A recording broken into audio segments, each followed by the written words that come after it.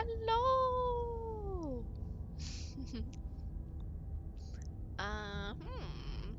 Let's switch this over.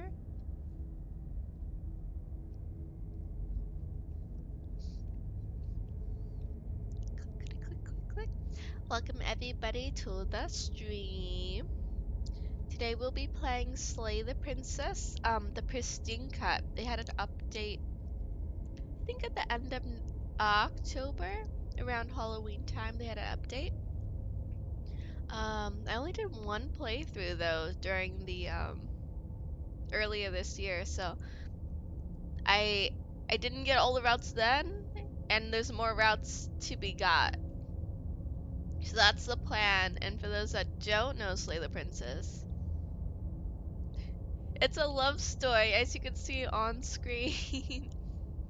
Whatever horrors you may find in these dark spaces, have heart and see them through. There are no premature endings, there are no wrong decisions, there are only fresh perspectives and new beginnings. A love story. Hi, Kevin. Yep. So that's what we're gonna do today. Exciting, isn't it? I'm just gonna click into this. You can see the hand? That's my hand.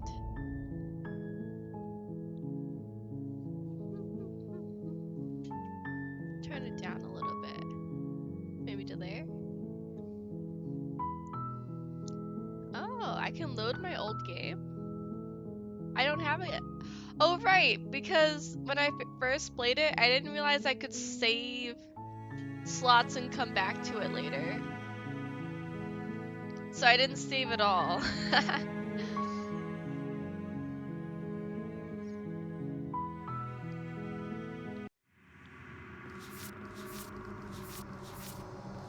Wait, where did my saves go? I had some in the past.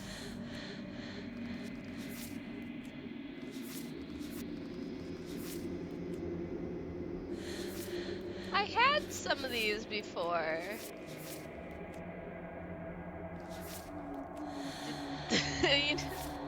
Hi, Trindor. You know, we'll just play it through again. Because I did play this before, so I should have some of these. But maybe because what's it called? I made a new computer. Maybe I didn't transfer my files over properly. Oopsie. Well, the ending we got in the first playthrough, I think, was the happy ending. Let's go for a different ending this time. Let's have something sad. It's like it really is a fresh playthrough. You're so right. Okay, before we jump in though, what kind of person are we gonna be? What kind of decisions are we gonna be making? Who are we? Should we be someone who's like naive? Should we be a himbo, the most stupid character? These are very opposite. These are the most opposite answers. So we have, should we be a himbo or should we be evil?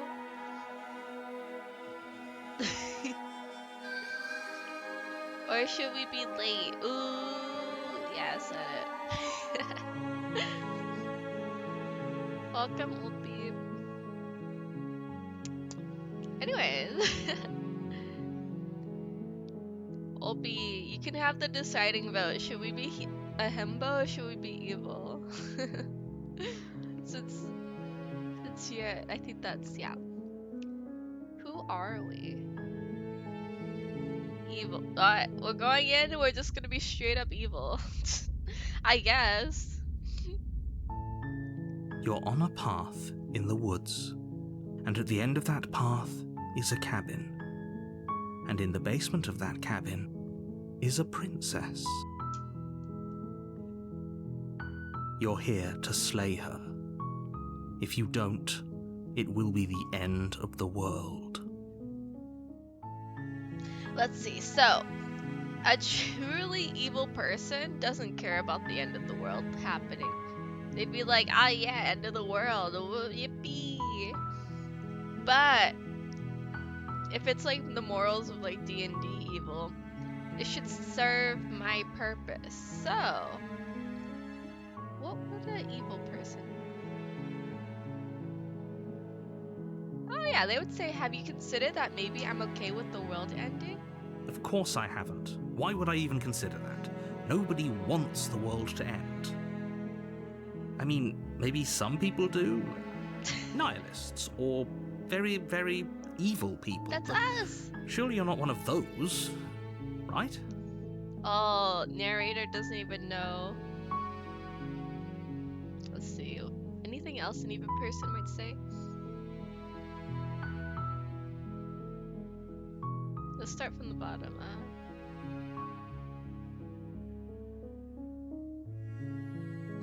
Ooh, they'd be, yeah, self-serving. What? Do I get some sort of reward for doing this? Yes, but you'll have to slay her before you get it.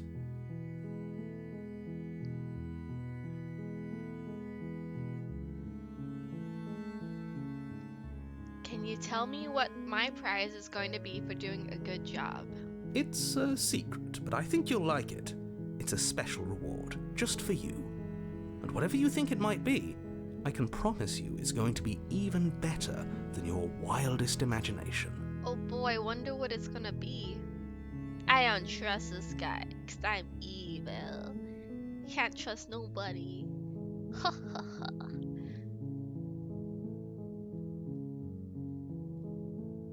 Let's see, would they say anything else? So we get a prize, and we gotta kill her to save the world, which we don't care about. We kind of want the world to end.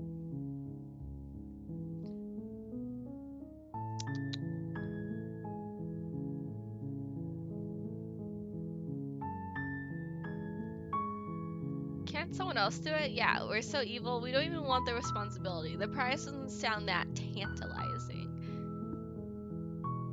Unfortunately, you're the only one who can pull this off. I don't make the rules. I wish I did, but I don't.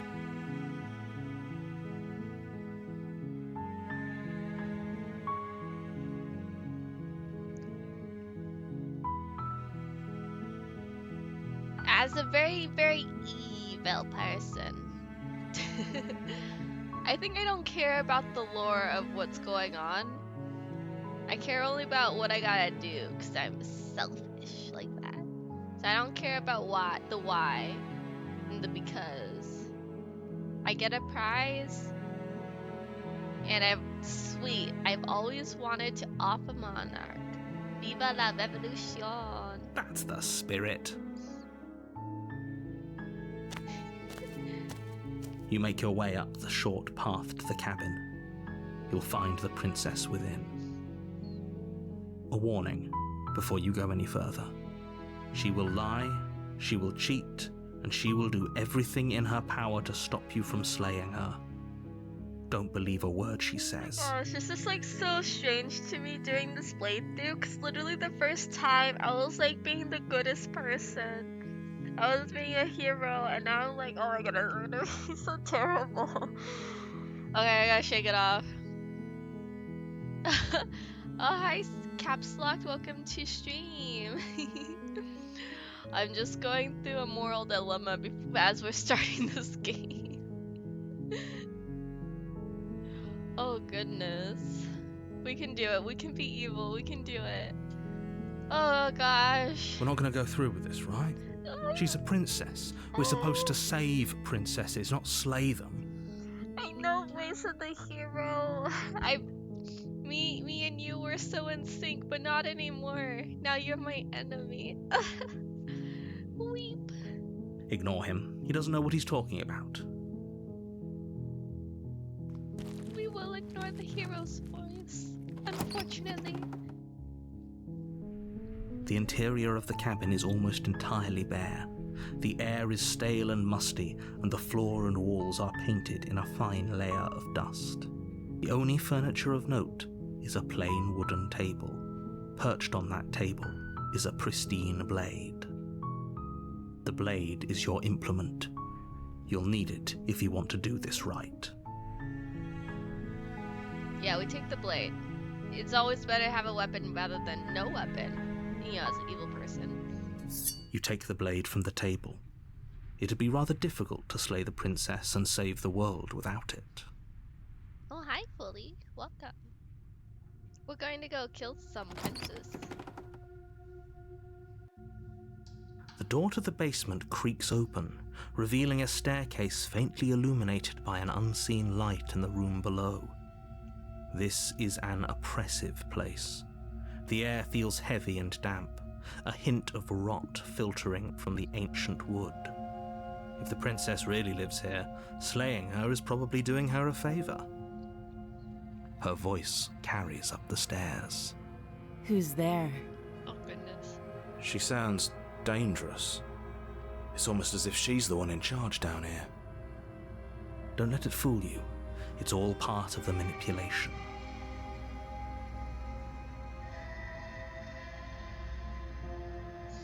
Alright, so are we an evil person with flair? Or are we an evil person that's just like, time to do what I want?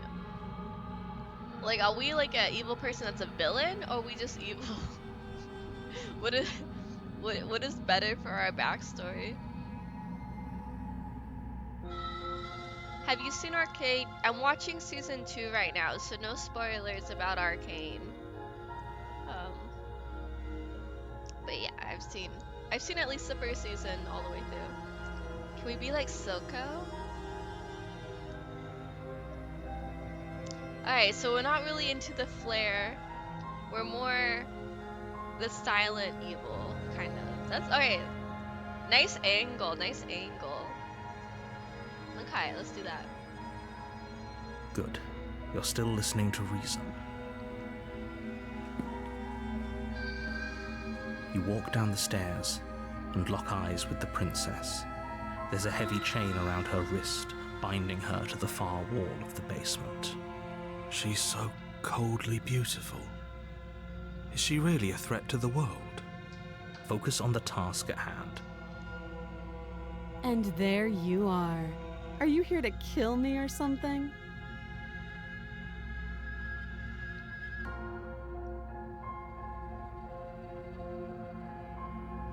Okay, what would Stilco say? We're not gonna be like trying to do lies and stuff. You know what? I sort of don't remember Silco as well as the other characters. I think that I feel like I can't lie because the voice of the hero is too strong and I can feel it swelling up within my heart. To be fair, he would speak for like 5 minutes. You're right. He...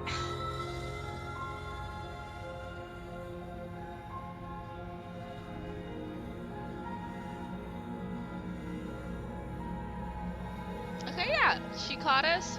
But yeah, we're here to slay you. That isn't a good idea. Just drop the knife, and maybe the two of us can talk things out. She's so powerful. She's right, we shouldn't. We should just drop the blade.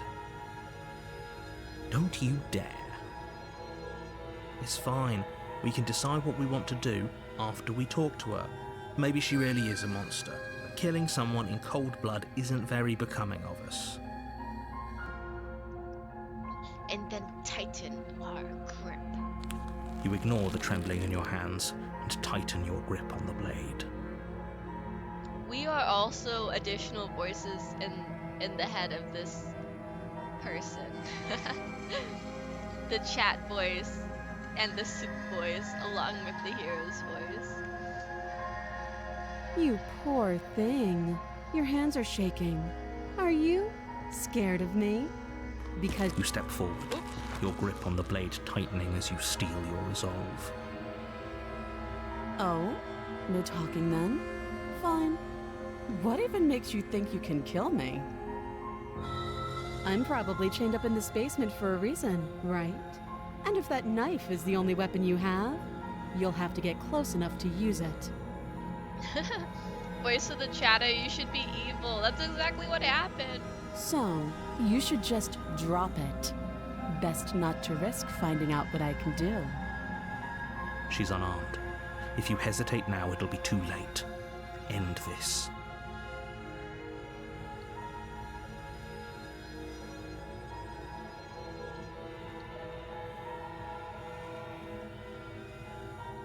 I'm not dropping the blade. Then I'm not talking to you.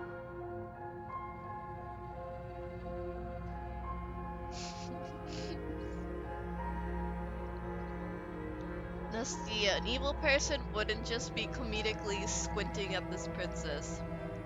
They'd be like, oh, this back and forth? That's it. It's time to slay the princess.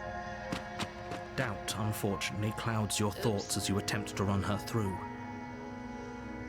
A moment of distraction and hesitation is all she needed to sidestep your thrust and deliver a catastrophic blow to your jaw. It feels like you've been hit with a sledgehammer. You can feel bone grinding on bone where your jaw has been fractured. Holy shit, that hurts! Though she's unarmed, the shock of that first strike is enough to stagger you, putting you and the princess on somewhat equal footing.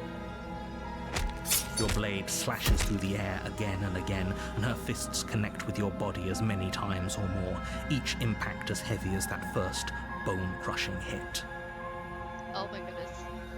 During this fight, I need to I turn away with my blade, just take a sip of water real fast. We can still turn this around.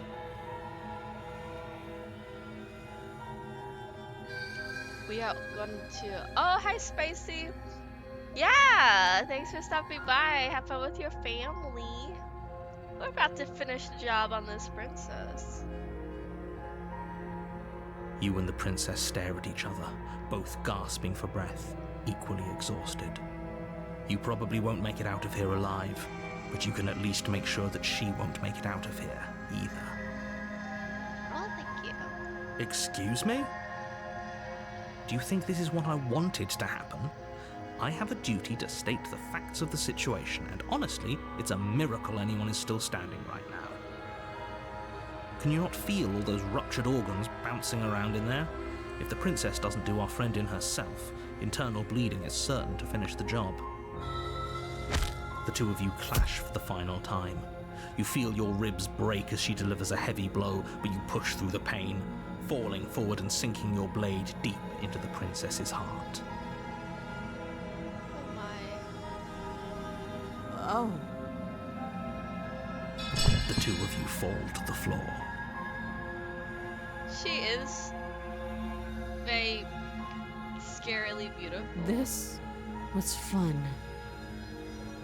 The princess gasps, her voice an unhealthy rasp as her lungs start to fill with blood. You put up more of a fight than I thought you would. But I have to wonder, do you really think this is the end? But you don't have time to worry over such things. Everything goes dark, and you die. I didn't get this ending before, Ulpi. Maybe you have. And now we're on to chapter 2, The Adversary. You're on a path in the woods, and at the end of that path is a cabin. And in the basement of that cabin is a princess. You're here to slay her. If you don't, it will be the end of the world. So I'm evil, and she just killed me, and I'm upsetty spaghetti because I think I should never die, and I should be the one doing the killing. My sense of pride is taking over. Let's see.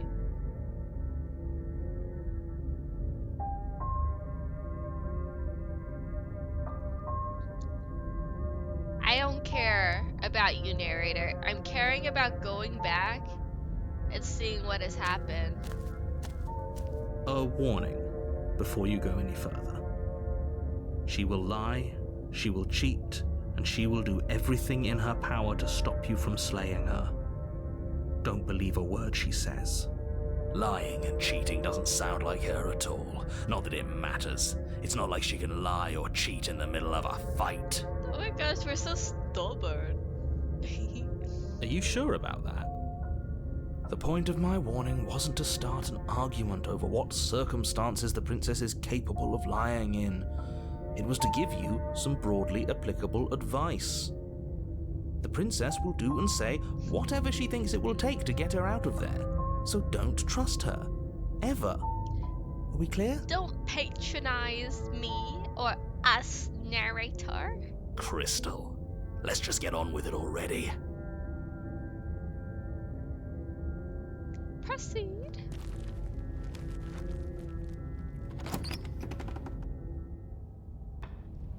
The cabin is tighter than its exterior would suggest. Its cold stone walls press in on you, as if trying to forcefully direct you towards your destination. The only furniture of note is a black iron altar with a pristine blade perched on its edge. I imagine we're the same person. The blade is your implement. You'll need it if you want to do this right. Do you think that dying has changed us?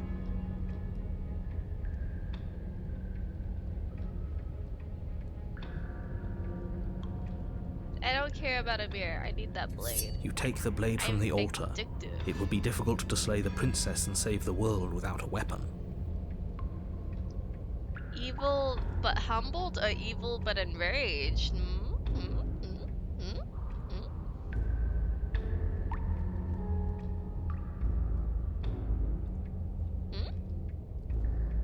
No time to think, only time to enter the basement.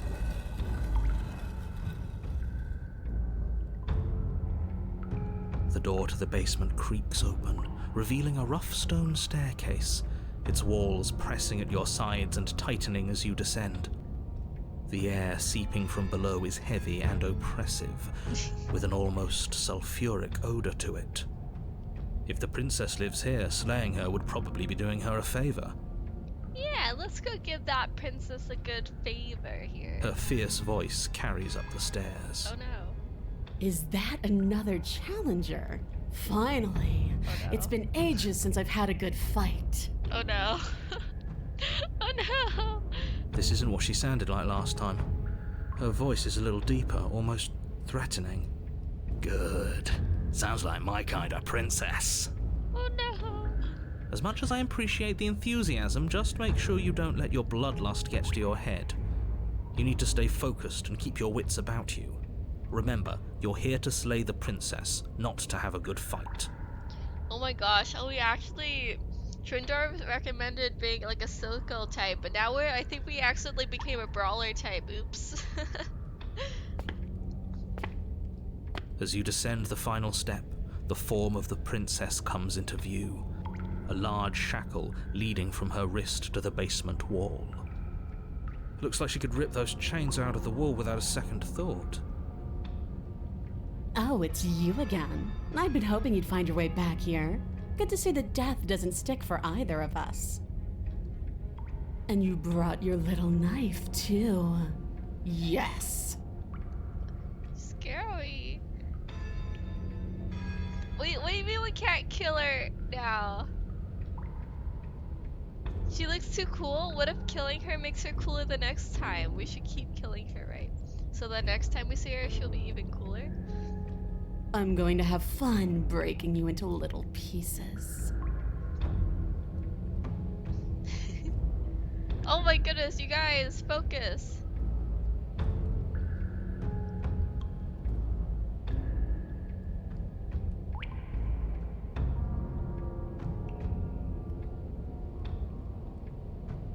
You change your violence and romance her instead, please. Oh, be focused. We're evil. We're evil. We're evil without a heart. She killed us. We're upsetting spaghetti. Come on.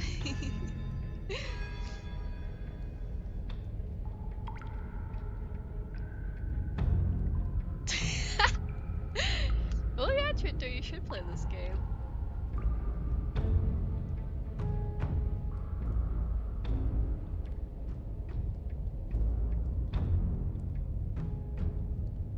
We're not leaving.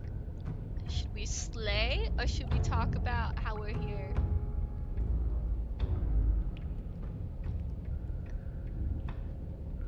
Man, should we... Is her change so distracting that we can't go straight into the fight? Oh my. We could just straight fight. But there's probably a part of us that still knows reason. You look different. You look exactly the same. Wow.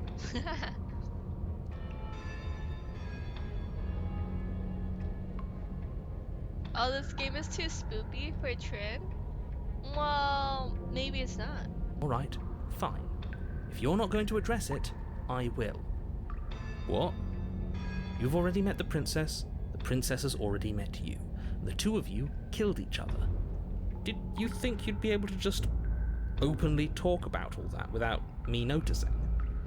Maybe. You did seem to just gloss over the whole thing for a while. Of course I glossed over it. When a colleague says something insane, glossing over it is one of the best ways to stay focused and keep moving forward. But enough is enough. I believe you. And that's all the more reason to take this seriously.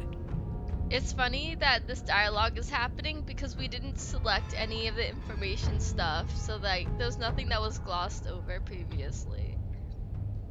The game developers didn't expect people not to do that on their first playthrough. You don't know that whatever brought the two of you back to life isn't a fluke. And beyond that, do you know who doesn't remember anything that happened last time? Me! I don't remember. Are you okay? Of course I'm not okay!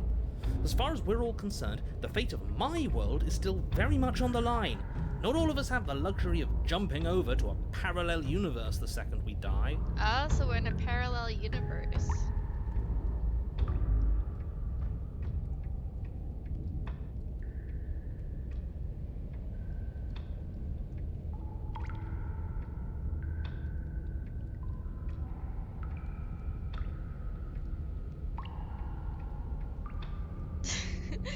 Just because it bothers you, I'm going to take this even less seriously. You don't know the depths of my apathy. You're joking, right? I'm just going to pretend that you're joking. Yeah, you better be joking. We can't win unless you take this seriously. Gavin, there is no toxic romance here. If we say anything, she's just gonna straight up kill us. That's who she is. Look at her. She's a killer. We can't, if we go in, if we step forward, we gotta be ready to fight.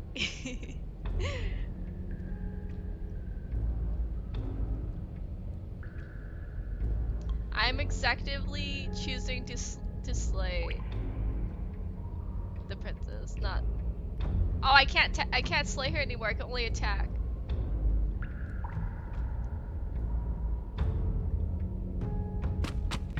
Finally ready to complete your destined task, you launch off the wet stone floor of the basement and catapult yourself headlong towards the princess. Here we go. Let's make this count. Oh, we'll make it count, all right. As you bridge the gap, your blade slashes across the princess's chest, splitting skin and drawing a jagged line of bright red blood. But she's unfazed by your onslaught. Her expression barely changes as her fist collides with your ribs, cracking them like twigs and driving you right back down to the basement floor. You can hear her chains snap as you struggle to recover from the impact. She almost looks disappointed in us. Why is she disappointed in us? Oh, you don't actually get it, do you? That knife may be sharp, but you clearly don't want to kill me. Oh, it's because we talked to the narrator. We became too apathetic. Oopsie. Ha, sorry. It's not fun if you hesitate. It's not fun if you try to trick me and make me bleed out. It's only fun if you go straight for the heart. You need to put everything you have into seeing me dead. Or what's the point? my gosh, she's giving us a pep talk. So don't be afraid. Don't hesitate. Kill me. Don't let her get in your head. Reincarnation or not, this world needs you to win. We need to win. She's huge, but that probably means she's slower than us. Take it slow, think it through, and don't panic. Bleeding her out is our best course of action. Don't listen to them. She understands something that they don't. The only way to win, the only way out of this is through her. Oh my goodness.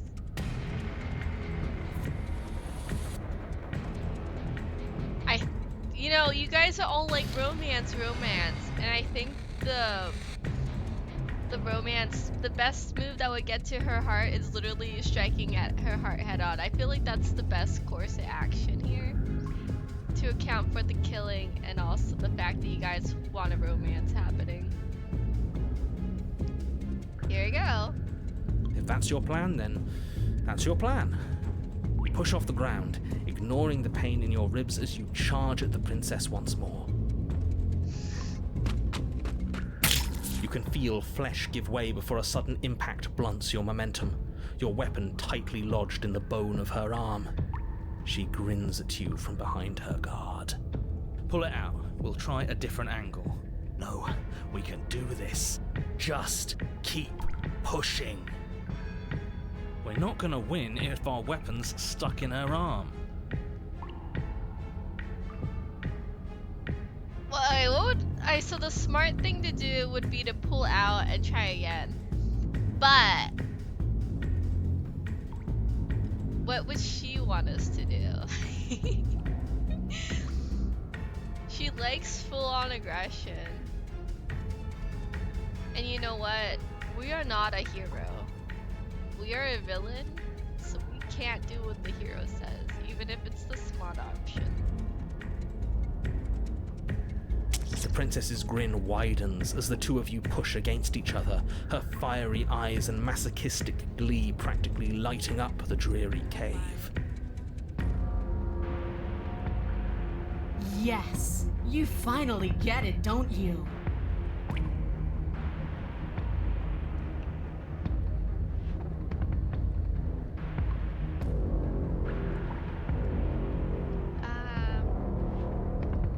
We do get it, but we don't have to talk.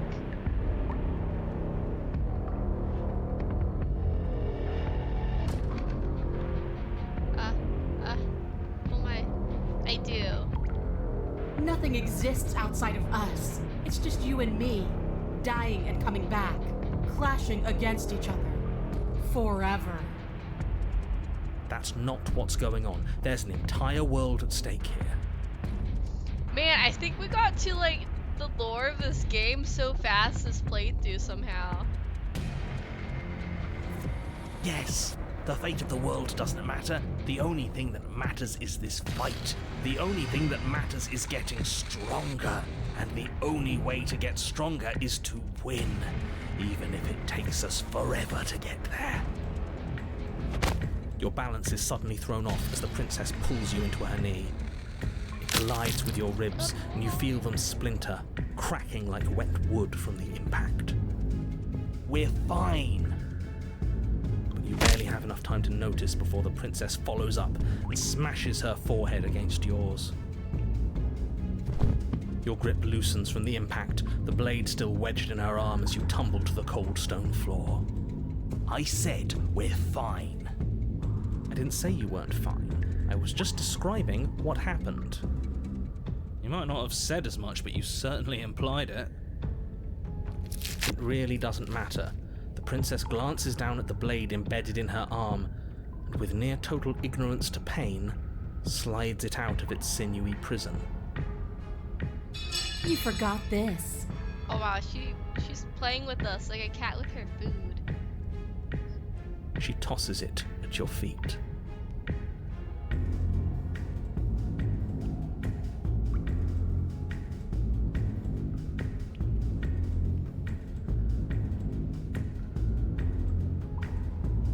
Alright, so all these dialogues doesn't feel right.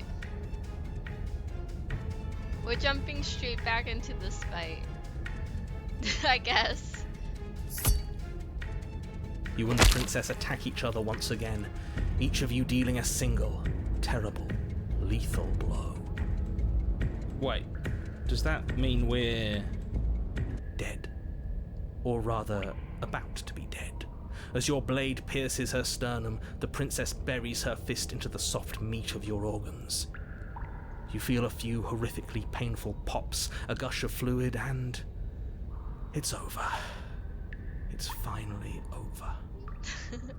Oh, should I put like a warning on the stream title? Like, oh, this is gonna be a little scary. A little bit blood. No, it's not. We're just getting started. Voice of the Stubborn, please. But it is over. Dead is dead. I know this isn't the happiest ending for you, but you saved the entire world from ruin. There are few better endings than that. Well, are you going to listen to him? Or are you going to listen to me? Get up. Get up. Wait, no, that can't be right. Your eyes bolt open and you push yourself back to your feet. Alive. Dude, Voice of the Stubborn? What a superpower. Anyways. Ha! I told you. I told you this wasn't over. What about her? The blade went right through her heart. What about her? If we're fine, then she's fine. Oh my god. No, she's dead. She has to be. No! Oh my gosh. Right. We're all shit out of luck, aren't we? I knew it. I told you we should all believe in her. This is perfect. You guys are like, when do we romance her? When do we romance her? We're in the middle of a fight. We can't be thinking about that, right? The princess rises from the ground, staggering slightly, one hand wrapped around the hilt of the blade still buried in her heart. We don't even need to start over anymore, do we? Let's go again. Oh my gosh, you guys are wild. She pulls oh the my weapon goodness. from her chest, barely wincing, and hurls it at your feet. Fighting is romance. You know what to do. Again. But she came back. What's the point of fighting her if she can just do that? All of you need to settle down. This whole situation is coming dangerously close to untethering. She clearly never actually died. You just missed her heart, that's all. It's like, the music is so... Oh my. Oh, we just missed her heart. Oh, of course, that's all. You were the one who said we hit her heart. You were the one who said it was finally over. Well, I guess I had it wrong.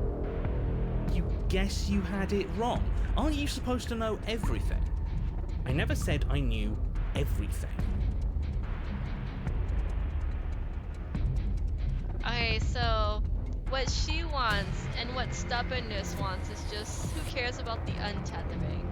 That's a hero's thing, and we're no hero. With an unbreakable determination, you snatch the blade from the floor and stumble back to your feet. Both you and the princess quake with adrenaline as your eyes lock across the basement floor and share a knowing look. Yeah, I totally know what we know, and I share that with everyone. Free from hesitation, you close the distance, both you and the princess aiming to end each other. Your blade digs into her neck, grinding against her vertebrae as her fist connects with your body. The impact forces the air from your lungs, stars dancing in front of your eyes as you fail to keep your bearing. Close your eyes if you don't like blood. You both collapse to the ground before either of you has a chance to survey the damage. And then we get up. Get up. Yes. And then you get How up. many times are we gonna go through this? Oh goodness. That was a good one. More. Yeah, well, there's only one option. We're gonna slay the princess. You and the princess exchange dozens of devastating blows. Sometimes you manage to strike first, and sometimes she tears through you before you have a chance to act. But more often than not, each of you fells the other in the same moment. my goodness. And then you get up and do it again, and again, and again, and again, and again, and again. We're all still here. This is all gonna be okay. Isn't it? Oh, hero. Isn't it? Hero, I'm so sorry. He doesn't answer the voice, he's gone. What are you waiting for? I'm right here. Do you think this is... What is this place? Did we do this? We got to the ending so fast. If this is the ending, it's like we speed ran getting to an ending. Oh my goodness. Huh. I didn't think we had it in us. But I guess that stuck-up control freak was right. It's the end of the world, isn't it? It's the end of everything. Far from it. We're still here. And she's still here too. The princess stumbles and her body slumps. I feel so... tired.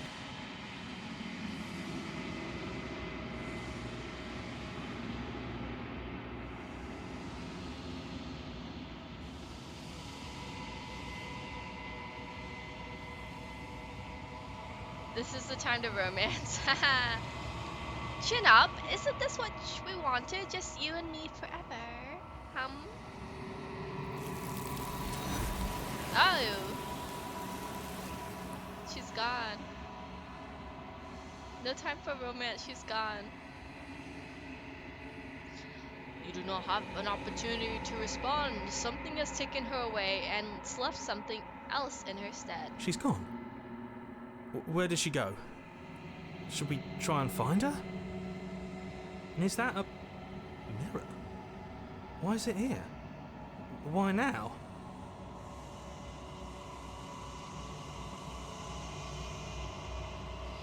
Well, we don't have to think about what we do. We just act. I'm begging you, don't do this. Hero, please, hero. I can't help.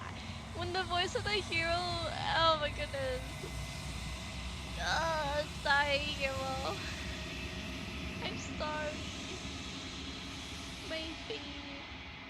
You approach the mirror. This doesn't feel right. It feels different. Final. Screw the mirror. We just need to find the princess. The voices feel small, distant as you approach.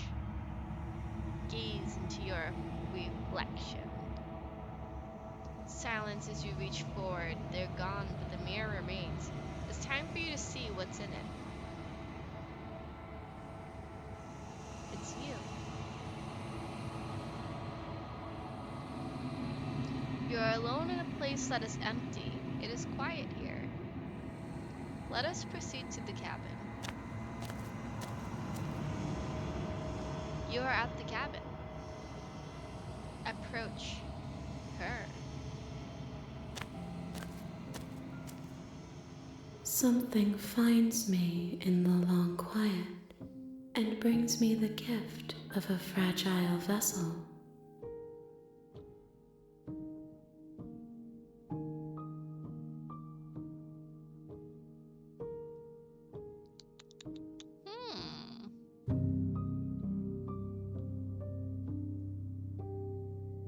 What would we do in this situation? Do we care about what the lore of everything? Or would we literally fight? I don't know.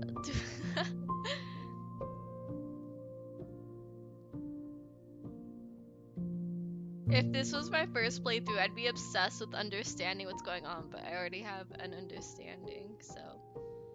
Can we save her? Let me see, let's see, which one? Let her out of there! Like that. I'm sorry. There are some changes that can never be undone. There are some tears that can never be unshed. This is not a place that can hold a fragment of a concept. The moment she arrived here, she was going to return to me. I promise that it doesn't hurt.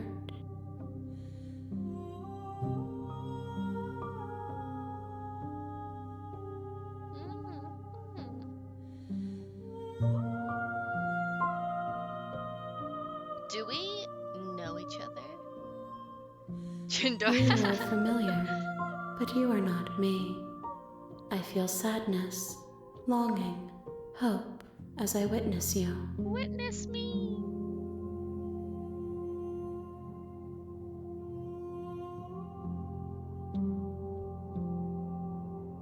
What are you?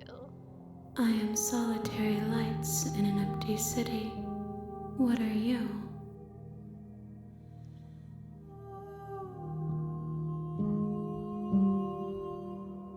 What do you think I am? I think that you are like me.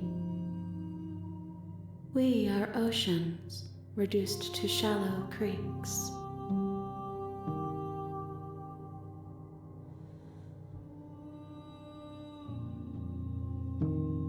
Is it time to attack? It might be time to attack. I feel like this music is so calming. I'm like, I don't want to attack anybody. It's like, yeah, it's so pretty and like, you know, everything's so chill. But like, attack the weird talking hand. Maybe by attacking the hands, we'll save the princess. But we don't want to save the princess. We want to save her so we can fight her again. I guess.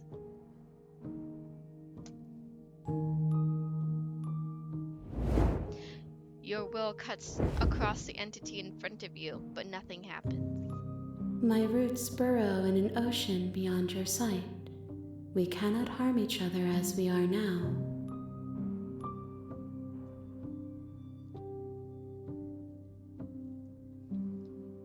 We cannot harm each other. I will harm myself. You raise your will to end your life, but as it buries into the space your body should be, you feel nothing at all.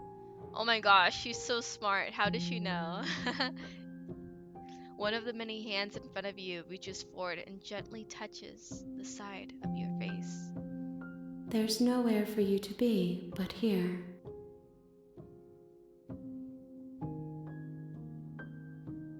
Is this the end of the world?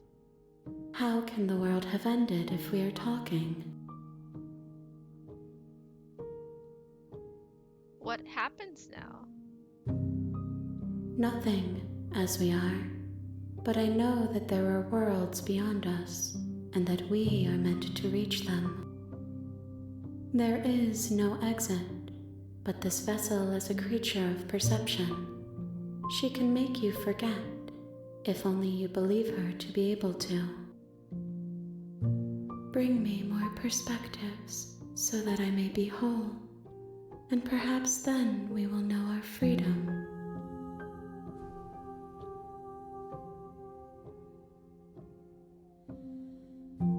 How much will I forget? Everything, until we meet again. I think we can forget.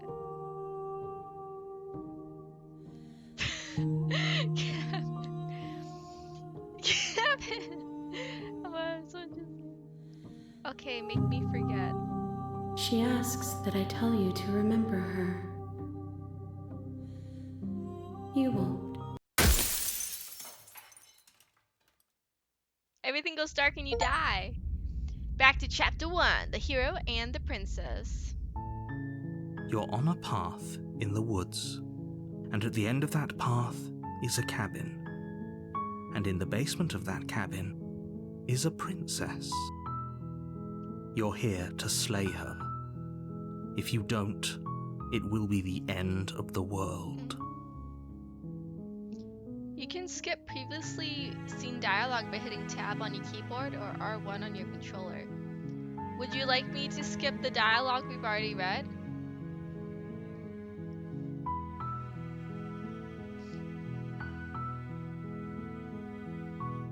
Let's see. Okay, so we did Our memories got swiped. Are we evil again? Are we something else? Who are we? Are we good? Are we bad? Are we smart? Are we naive? Are we... Let's see, what else could we be? Are we actually just a little creature?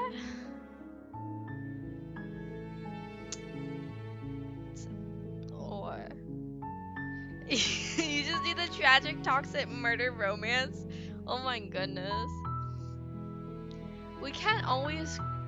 You can't get all perspectives if you always be the same person. Should we be toxic, but like in a non-violent way?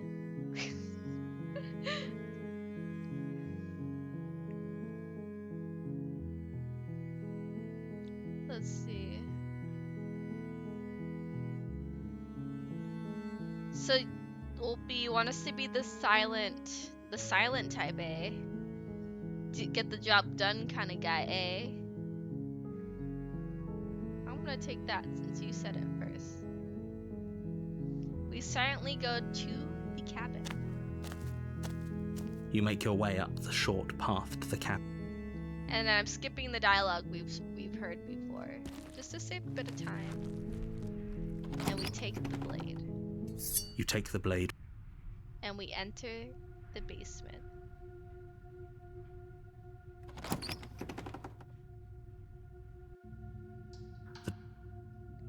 And we continue down the stairs silently. Good. You're still listening to reason. And then we steel our nerves and we just step forward. And we slay the princess. You lunge forward without a moment's hesitation. You feel flesh easily give way and look down to see your blade already sinking deep into her heart. Oh. This is it, isn't it? I'm almost embarrassed. I should have seen that coming. But I have to wonder, do you actually believe this was enough to kill me? It's like she's convinced she can't die. Yes, even as she lays there dying, she entirely believes herself to be alive and well. But it's over, isn't it? She stopped breathing moments ago, that arrogant look still plastered on her face. But is it over? Really over?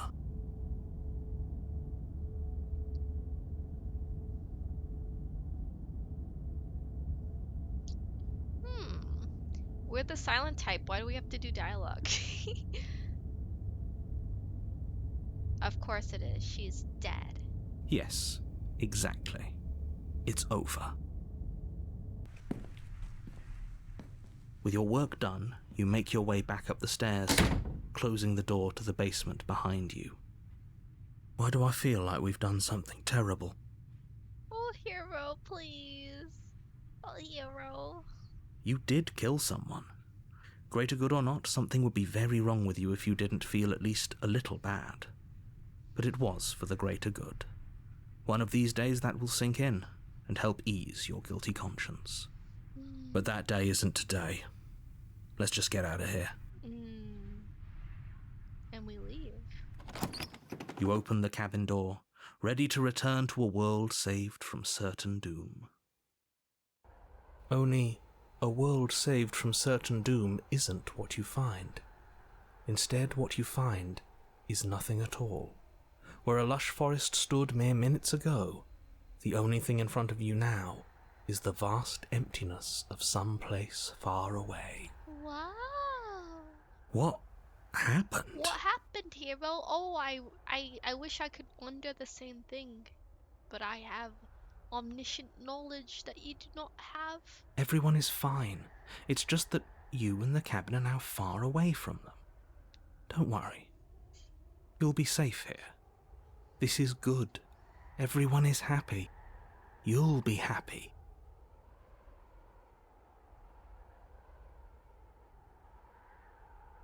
Oh, okay. So glad you're keeping an open mind. This is what's best for everyone, Trust me. Time passes. You can't be sure if it's days or months or years or even decades. It's all a wonderful, boring blur. You've never been happier. Psst.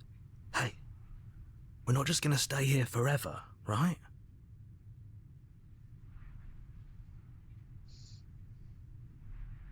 Of course we are. I like it here. Really? Well, if you ever change your mind, just let me know, I guess. Oh, Hero, I'm so sorry. I'm so sorry, Hero. More happy time passes, though the word begins to lose its meaning. Time, that is, not happy. Happy still has plenty of meaning. Please, shake yourself out of it. We have to get out of here. The little voice's pleas fall on deaf ears. Eventually you pass into a blissful state of pure existence. Though words like eventually and pass ceased to have any meaning to you long before that shift, you simply exist. Happy. Forever. Happy forever isn't bad. Good ending, you did it, you saved everyone. You have already committed to my completion. You cannot go further astray.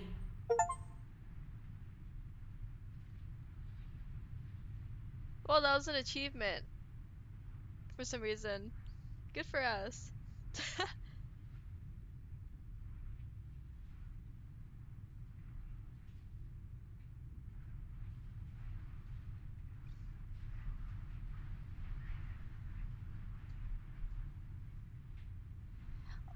When you got this ending, it was your first ending, so it didn't take you back here. You just got credits. uh, well, maybe I'm not happy actually, and I'm not just saying that because you're all the last people I talked to. Good, because I have an idea to get us out of here, though you're probably not going to like it. The blade. We can use the blade to get out of this. How has it always come to this? I can hear everything you say, little voice. There's only one thing it would want you to use that blade on, and I'm afraid that thing is you, dear hero. He's right. It's the only way out. Do you hear that? It wants to take this happiness away from you. It wants this wonderful place to end. Do you not? There's more for us to do, and the only way for us to do it is to take that blade and use it. Don't you dare.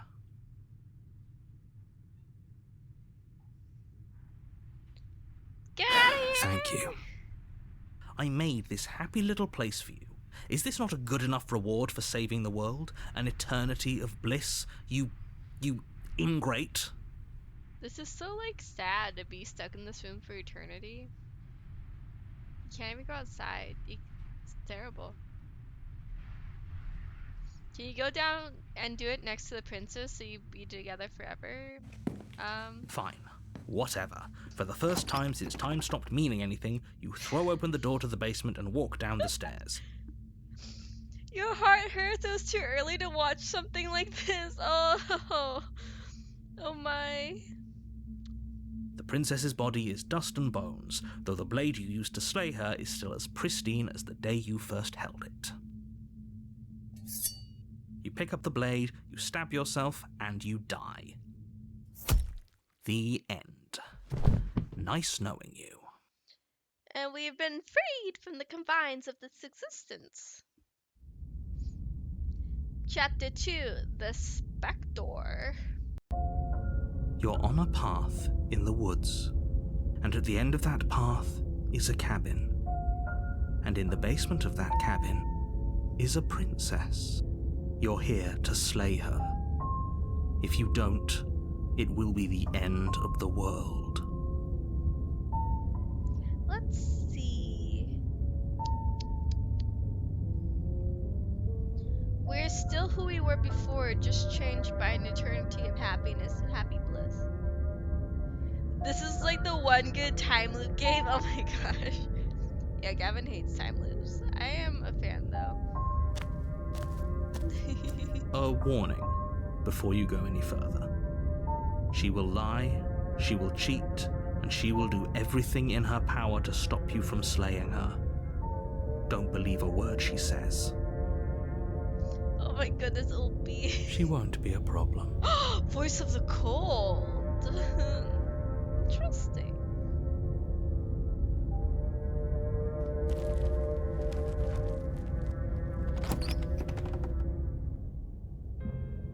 The interior of the cabin is cold, a soft odor of dirt permeating the air.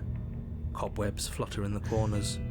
You can hear wind whistling outside, banging the shutters against the windows. The only furniture of note is an elegant antique table with a pristine blade perched on the edge. Alright, wait, we have to address this. Is time travel sci-fi? Or can it be just fantasy genre? Think about it, consider.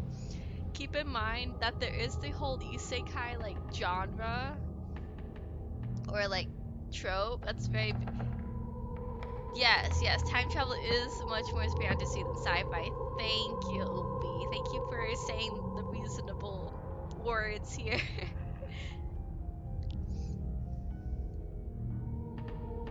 Oh my god.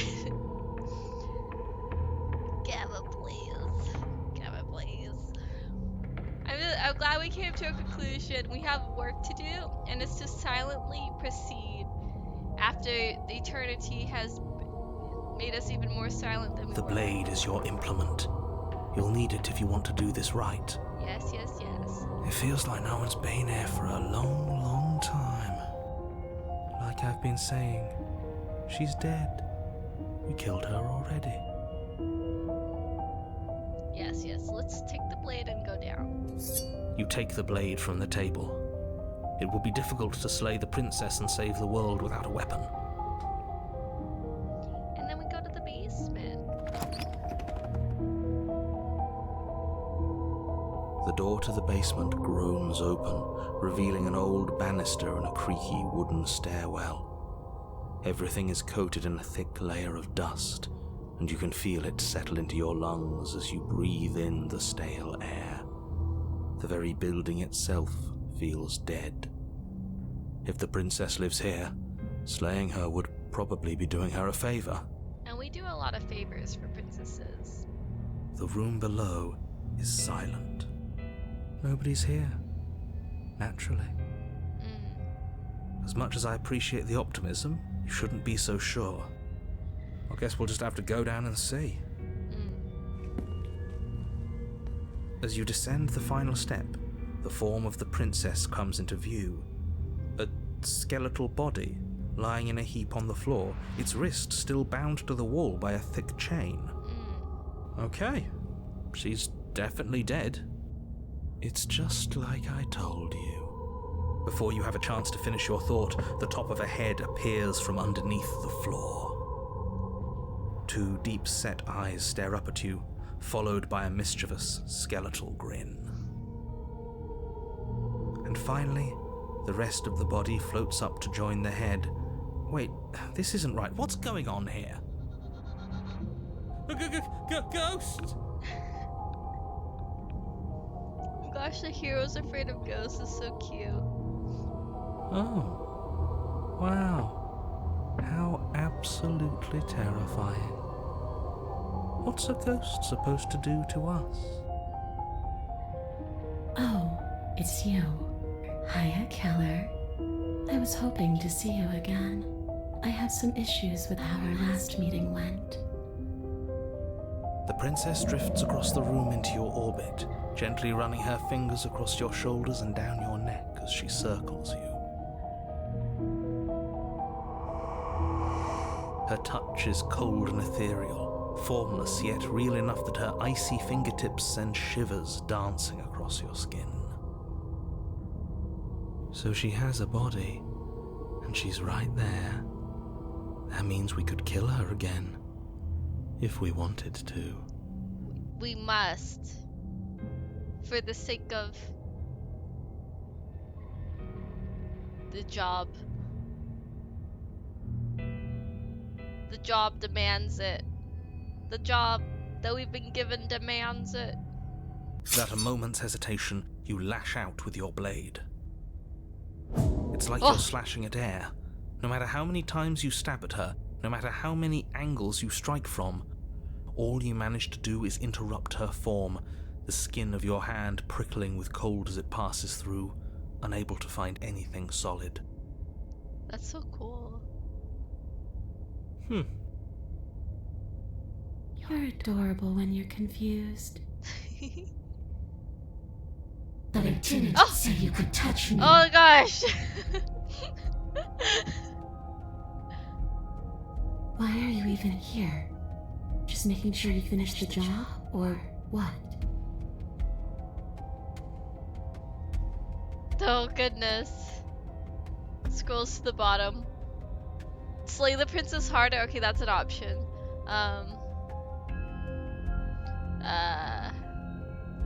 What do you want? Yeah, like, you know, I can't even. Should we slay her harder, or should we try to talk a little bit? Ask her something, yeah. I had a feeling like, okay, so being the silent type is not working for this one. This is a little bit... We're not stubborn, we're cold.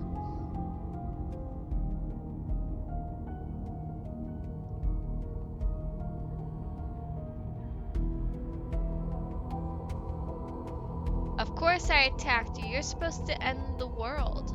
That's why I killed you last time too. So, that's where the hostility comes from. I don't know where you got that idea.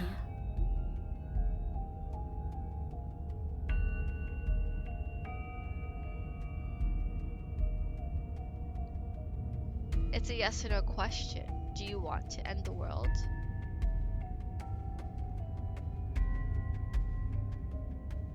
I already gave you my answer. All I want to do is leave. All I want to do is stop feeling trapped. I couldn't give a damn about the world. I can't even remember what it's like. I think that's all the answer we're gonna get out of her.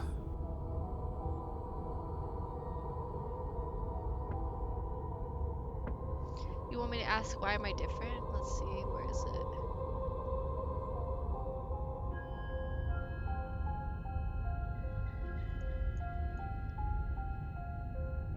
I died too and I'm not floating around like you are. What happened? Why am I different? Why are you different? You don't look dead, killer. The princess grabs your wrist, a sudden shock of cold flowing all the way up your arm, her eyes still fixed on yours as you try to squirm out of her grip. And you don't feel dead either. She lets go and pulls away. Your fingertips tingle painfully as the chill subsides. I'm less interested in why you are, or how you are, and a lot more interested in what you are. I think it's time to try to slay harder and see what happens. Why you guys trust each other and also trust her so much? Why you all so trusting? I've tried to leave on my own. Before you came back to me, I explored every inch of this place, even the spaces between the walls. But I never found a way out. I always wound up right back here. I just want to go home. I'm so cold and alone here. We can't let her out. This is who we are. I bet you trusted her on your first playthrough. Trindor, you can literally see my first playthrough. It's been archived. And let's just say it was a lot more mixed. But you can come and go as you please, can't you? So, let me hitch a ride. After all... No, stop it! Stop it! Absolutely not. Is she asking if she can possess us? She is. And I hope I don't need to explain why you can't let that happen. It would be catastrophic if she managed to escape this place. And if you let her in, there is very little anyone could do to stop her. I don't want to be possessed. would she be able to see us if we went along with it? Now, isn't that an interesting thought? We could finally bring her face to face with him. I wonder what she would have to say to the one who wants her dead so badly. You won't like how things play out if you go down this path.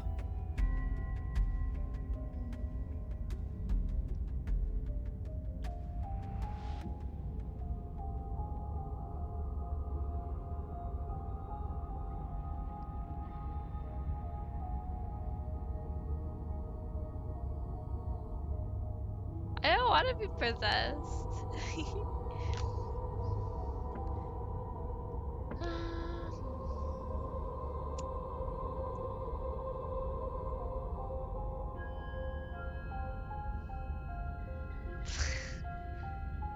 What if I say no? Then I won't hit your rod. It's so respectable. Maybe the narrator is the evil one?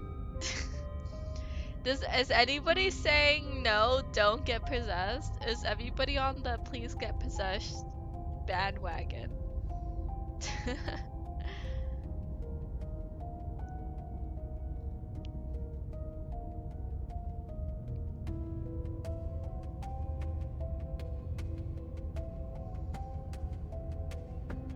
Okay, fine. I will let you guys be happy. Sounds great, do it, whatever. The princess swims through the air in front of you, pausing for a brief moment as her dark-rimmed eyes stare deeply into yours. There's a hunger in her gaze. Thanks for the body, killer. So ominous. What are you doing? Don't just let her in. How many times do I have to tell you? See you soon. She rushes forward and then she's gone. A sharp chill spreads across your body. It starts in your chest, a freezing numbness flowing out from your heart, all the way down your limbs, your mind growing cloudy and confused as it settles over your very soul. Your very soul. I'm not sure I like this. Can we get a do-over? I'm sorry, hero.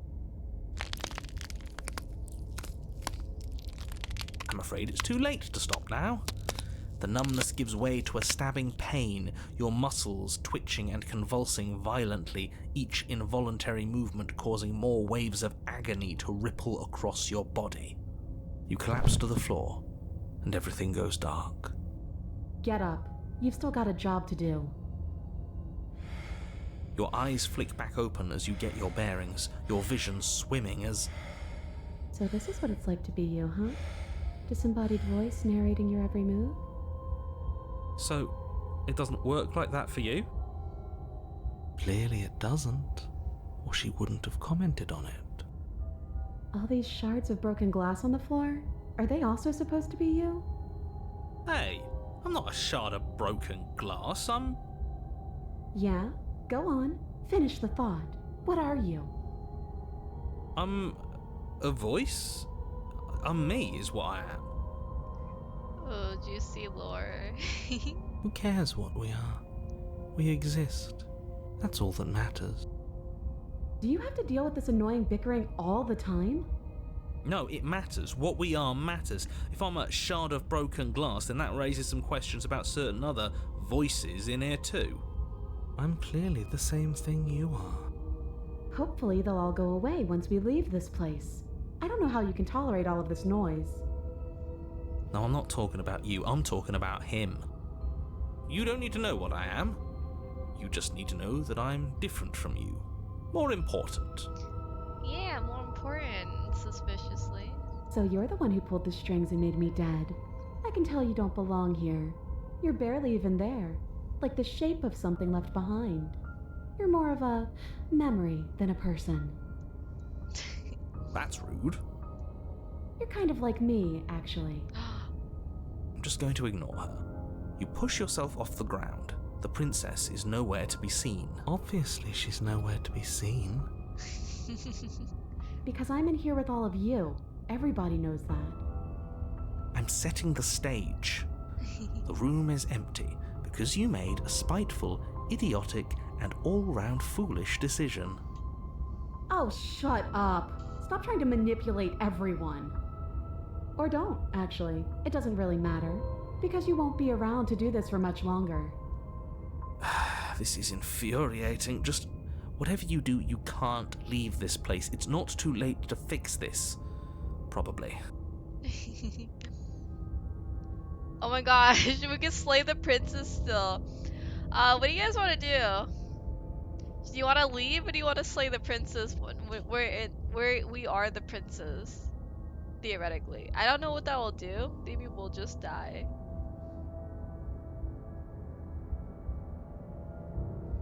Just leave? Slaying the princess is an interesting choice though, it really is. We have two options here. Two very interesting options.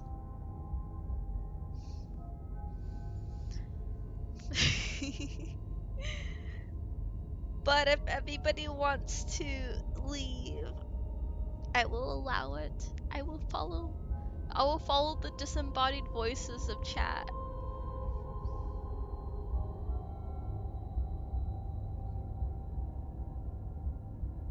We can think a little bit. Then don't think. Just move. One way or another, this is all going to end. Wouldn't it be nice if he ends with it? I guess we'll just have to see what happens when we leave. But if I'm stuck in here, I'll be making some renovations. It's too crowded. Okay, let's leave. Your legs, weary with the weight of the princess's spectral form and clumsy with the cold that still pervades them, stumble towards the stairs. I'm just trying to get home. You don't have to act like it's the end of the world. But that's exactly what you leaving this place is going to be. You don't know that. I do. Wait, if she has a home to go back to, doesn't that mean that her leaving won't end the world? It doesn't mean that at all. It could mean that wherever her home is, it's outside of the world. Yeah, but it has to be somewhere, doesn't it? And if it's somewhere, then it's part of the world. I suppose it's all a matter of perspective. Where does the world end and something else begin? Does the destruction of one open a door to another? Or is it the same world reborn? Voice of the Cold is so interesting. Against the backdrop of the inane conjecture of meaningless little voices, your body continues its ascent up the stairs, staggering through the open door. For how much you hate her, you aren't doing a whole lot to stop us from leaving this place. It's because he can't stop me. Why do you think he sent you here? I hate to admit it, but she's not wrong. It's just the weight of it all. It's too much for me to do anything other than describe and dictate. And whine. This body wasn't made to hold you and the princess. If you want to renege on your cataclysmically terrible decision a minute ago, well, you're the only one that can make that happen. Trudge forward. You continue slowly to the door, your feet like lead dragging across the floorboards, growing heavier with each step. Finally! Finally! You lift your shaking hand and rest it on the door handle, but you pause before you open it, exhaustion sapping what's left of your will. Was exhaustion really the best you could muster up? It's over. There's no use stalling. Let's see what happens next. The voice of the cold reminds me of a voice of some character. And I can't remember what. Is that a heartbeat? I hear a heartbeat. Interesting.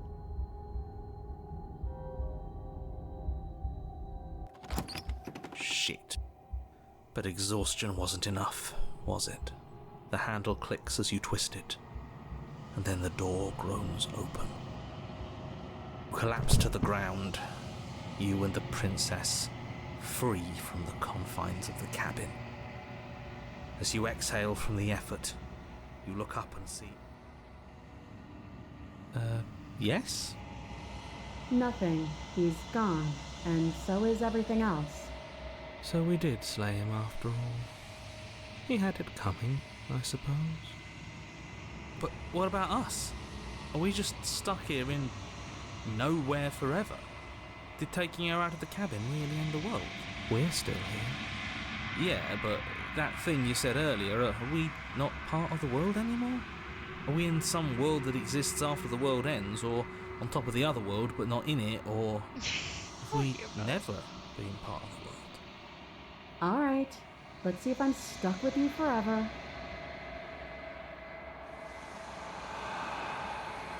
You feel a lightness in your chest as a pair of sunken eyes emerge from your body and stare up at you. Guessing not. All's well that ends well, right? You lived up to your end of the bargain, so I'll live up to mine. Thanks. Don't mention it. I think this is where I'm meant to be.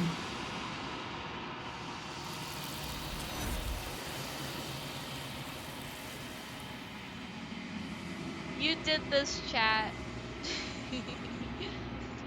Don't get the chance to respond, nor will you ever. It's time to leave. Memory returns. She's gone. Where did she go? Should we try and find her? And is that a...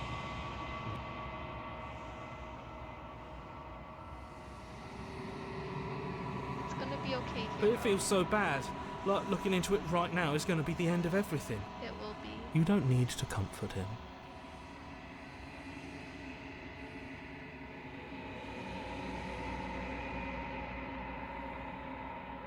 I'll see you on the other side. It's gonna be okay. Okay. If you say so. Oh, hero. We'll trust you. Whatever makes you happy. Hero, I'm so sorry. You approach the mirror. Gaze into your reflection. Silence as you reach forward. They're gone once again. The mirror always makes them leave, but you need to see what's in it. You groan. You find yourself in the long quiet once again. Proceed to the cabin. You are at the cabin. Approach her. Flickering lights and empty cityscapes become pockets of vitality and movement. I am more than I was before. Whenever you are ready, I will wipe your slate clean once again. Do you guys have any questions for her?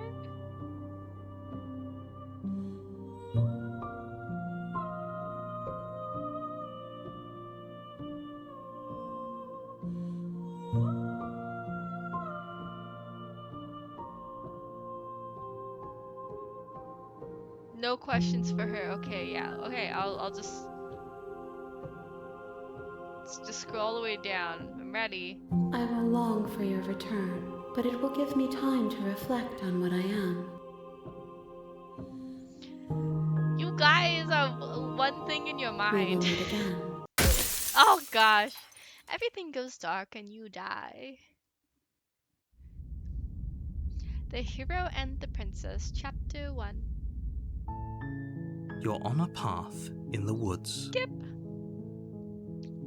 What kind of person are we gonna be this time? We were evil, we were silent, and now what?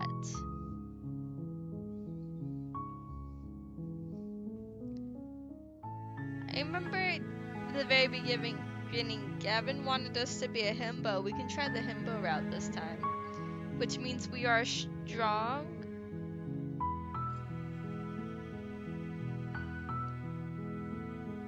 Chaotic good or naive, hopeless romantic.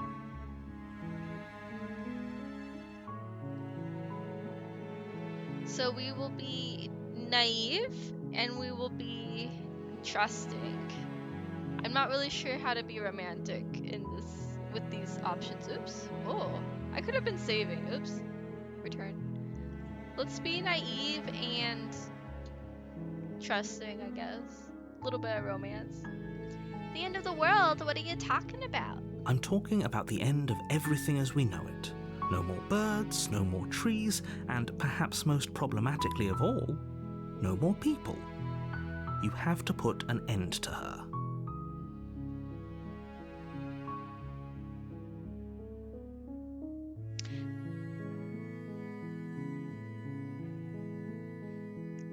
Killing a princess seems kind of bad though, doesn't it? Does it? Are you a monarchist? Is slaying a princess that much worse than slaying a fisherman or a miller or a seamstress?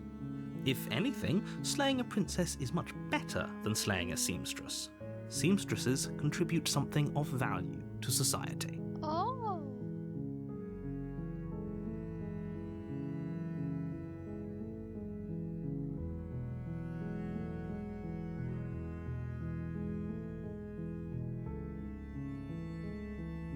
Oops, I keep clicking the wrong button.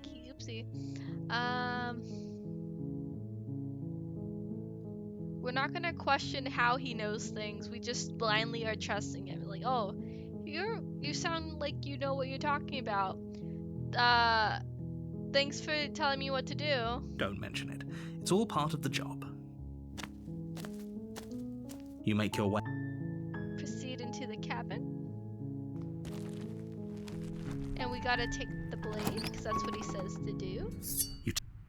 And then we enter the basement.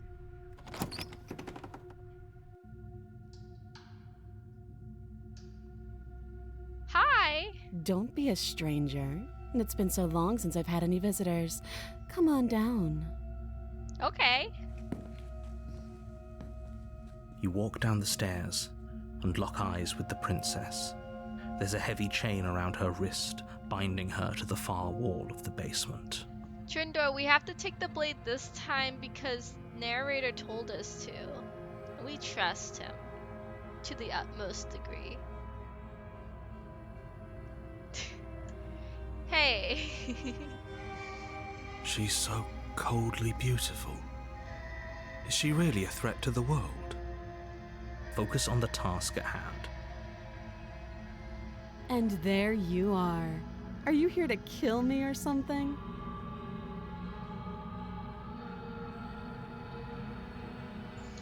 Opie, don't think about it too hard. No, it's just... Oh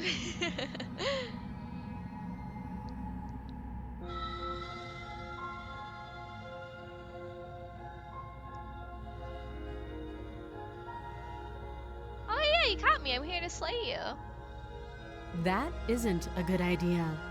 Just drop the knife, and maybe the two of us can talk things out. Oh. She's right, we shouldn't. We should just drop the blade. Oh. Don't you dare. It's fine. We can decide what we want to do after we talk to her. Maybe she really is a monster. Killing someone in cold blood isn't very becoming of us. That's so true. The blade tumbles out of your trembling hands and drops to the floor with an unceremonious clang. Thank you. Maybe now we can just talk. Sure, yeah. Against your better judgment, you step forward to speak with the princess face to face, unarmed. We'll be fine. Yeah, I trust the hero. I don't know what you're hoping to accomplish here, but I can assure you there's no reasoning with her. Just make sure you don't forget about the blade on the floor. You're going to need it.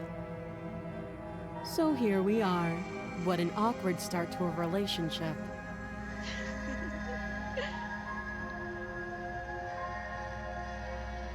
I'm not saying that. I'm here because you're supposed to end the world. Don't just tell her that.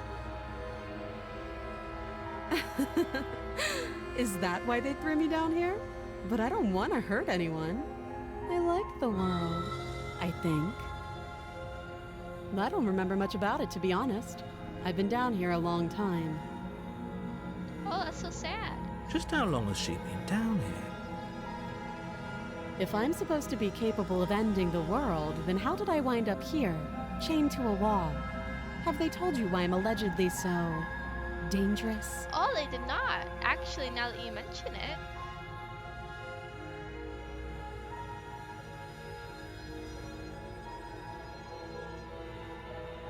Oh, I was hoping you'd tell me, though. Ending the world seems like an awful lot for just one person to do. I wouldn't even know where to start. I believe her. Oh, you believe her, hero? She doesn't have to know how to destroy the world to be capable of doing it. Oh, that's so true, narrator. At the end of the day, whatever the two of us have going on down here is about trust. Oh, yeah, we trust you. Whoever sent you to slay me claimed I was a threat to the world, but they didn't tell you why. You're so right. That doesn't sound right to me. And I don't think it sounds right to you either. Otherwise, we'd be killing each other instead of talking. She has a point. There's a reason I've been telling you to question the situation, and there's a reason you've listened. So, I could tell you that I'd lead a quiet life in the woods, or that I'd open an orphanage, or that I'd do any other number of good things that I'm sure you think you want to hear. But you don't really know me, do you? What can my word possibly be worth in a situation like this? She's right about one thing. Her word isn't worth anything. Like I said, it's all about trust.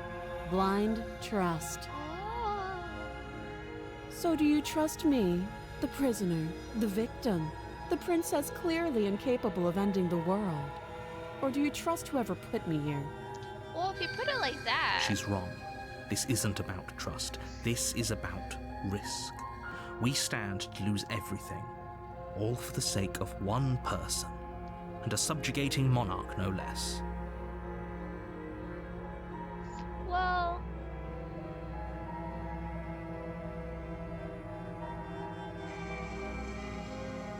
How long have you been down here? Too long. Again, she offers no specifics. No matter how hard you try, you'll never get a straight answer out of her. How would I get you out of here? You can't. Don't bother. I'm guessing you don't have the key then. I'm sure there's a key somewhere around here, and if there isn't... well, we can always put that knife to good use. Oh. Her sharp eyes settle on the edge of the blade. She isn't suggesting what I think she's suggesting. She must be desperate Right? to get out of here. She is. I'm sure of it. Okay. Oh, have you decided what to do with me? You know why you're here.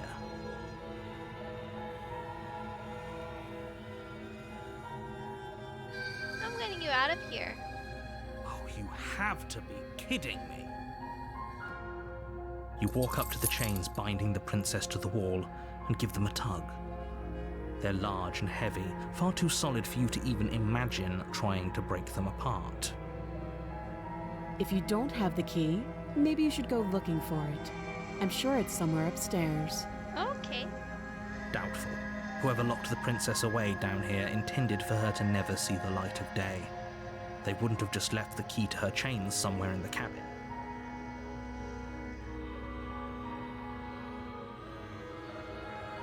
Okay, I'm gonna check upstairs. Maybe the key's still lying around somewhere up there. And if not, maybe I can at least find something to break you free.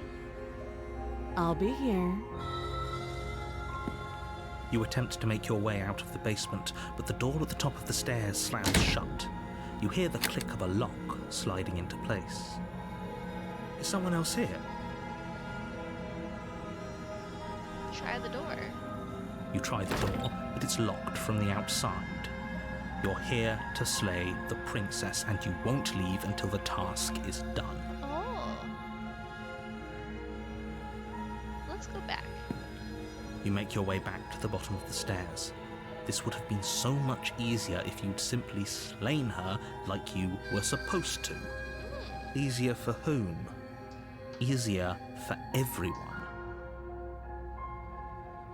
I heard the door slam. They locked you down here too, didn't they? The knife. Pick it up and cut me out of here. Oh, that's pretty hardcore, princess. You won't like what happens if you do that. Save the princess. Against your better judgment, you place the blade against the princess's arm, just above the massive, unyielding chain. You cut into her flesh. The blade is sharp, and you make quick work of it. Before long, you're able to crack through bone, and she pulls the bleeding stub of her arm through the iron gauntlet.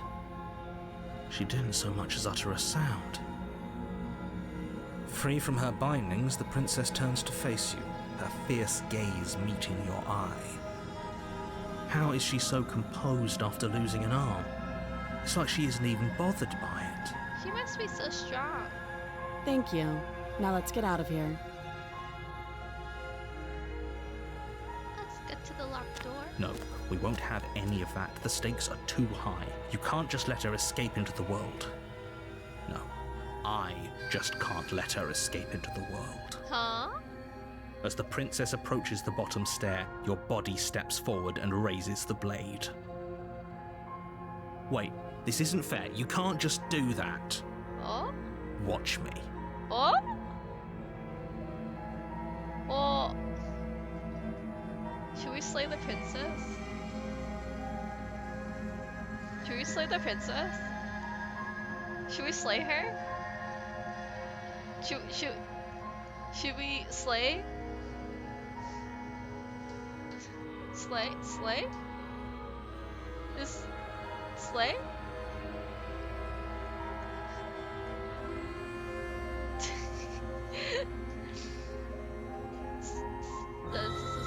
Slay with a capital S? Ward it and then slay?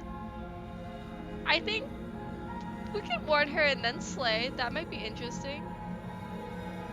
We could also just slay. Look how exposed her neck is to this sharp knife.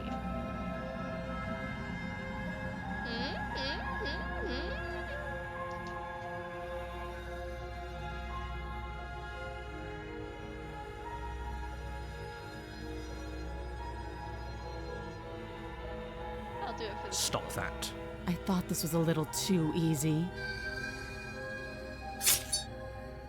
Your body lunges forward to sink the blade into her back, but the princess swiftly moves out of the way before you can connect. Stop it! Stop resisting me! I am trying to get you out of here alive. And then now we will slay. Now that it's an even fight. Thank you. You swing your arm towards her throat, the blade singing through the air. But she's ready for it. She grabs your arm, her grip like a stone vice. You drop the Owie. blade, pathetically. She lets go, and faster than you can react, rears back and hits you with a bone-shattering haymaker. There's a ringing in your ears. You're fairly certain you can feel bone grinding against bone where she fractured your jaw, but your body isn't allowing you to feel much right now, adrenaline coursing through your system and numbing your nerves. You fall to your knees. You're barely able to bring your trembling arms up to defend yourself before she hits you again. Every blow is as punishing as the first. You feel bones shatter with every impact, unknown ruptures blossoming with blood somewhere inside of you. You poor thing. I'll go ahead and put you out of your misery. She places a confident heel on your chest and pushes you down to the ground. Her knee falls to your throat, your windpipe crushed beneath a weight you didn't think her slight form could possibly possess. It can't just end like this, right? I'm sorry, but it's over. It's all the narrator's fault. As Everything always. goes dark, and you die. It's always the narrator's fault, these sort of stories, huh? Chapter 2, The Tower. You're on a path in the woods, and at the end of that path is a cabin. And in the basement of that cabin is a princess. You're here to slay her. If you don't, it will be the end of the world. Oh my goodness. We have to hurry and go back to the cabin and see what happened. She will lie, she will cheat, and she will do everything in her power to stop you from slaying her. Don't believe a word she says. We might as well just pledge ourselves to her and stop pretending we're capable of doing anything in this situation. She probably doesn't even need to try to overpower us. Can we tone down the pessimism just a smidge? I'm not being a pessimist. I'm just being realistic. You're being annoying.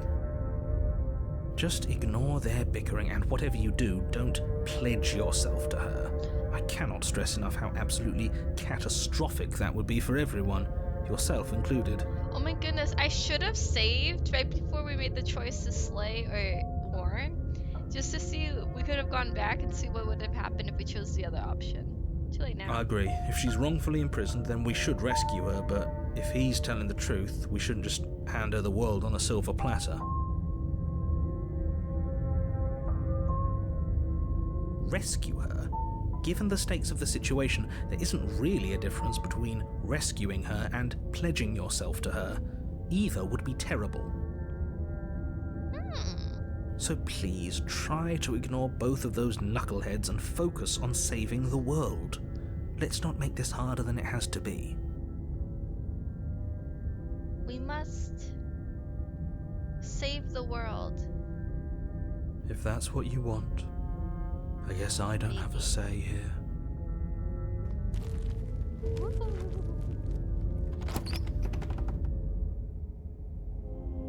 The interior of the cabin is larger and more grandiose than its humble exterior would suggest.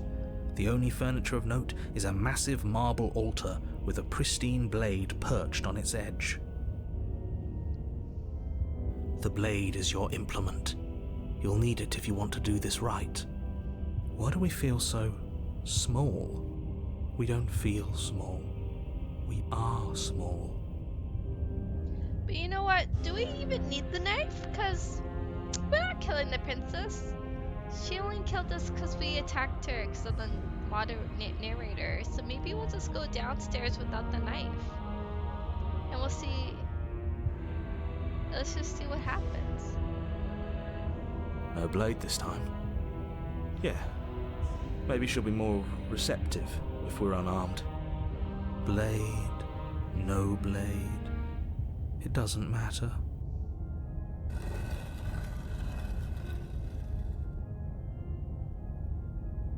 The door to the basement creaks open, revealing a spiral staircase. Its steps almost as deep as you are tall. The smell of incense drifts up from below. For a moment, you almost feel at ease. This is actually kind of nice. It's still a stone basement. If the princess lives here, slaying her is probably doing her a favor. Her booming voice rolls up the stairs. Is that a guest I hear? Don't linger on the stairs.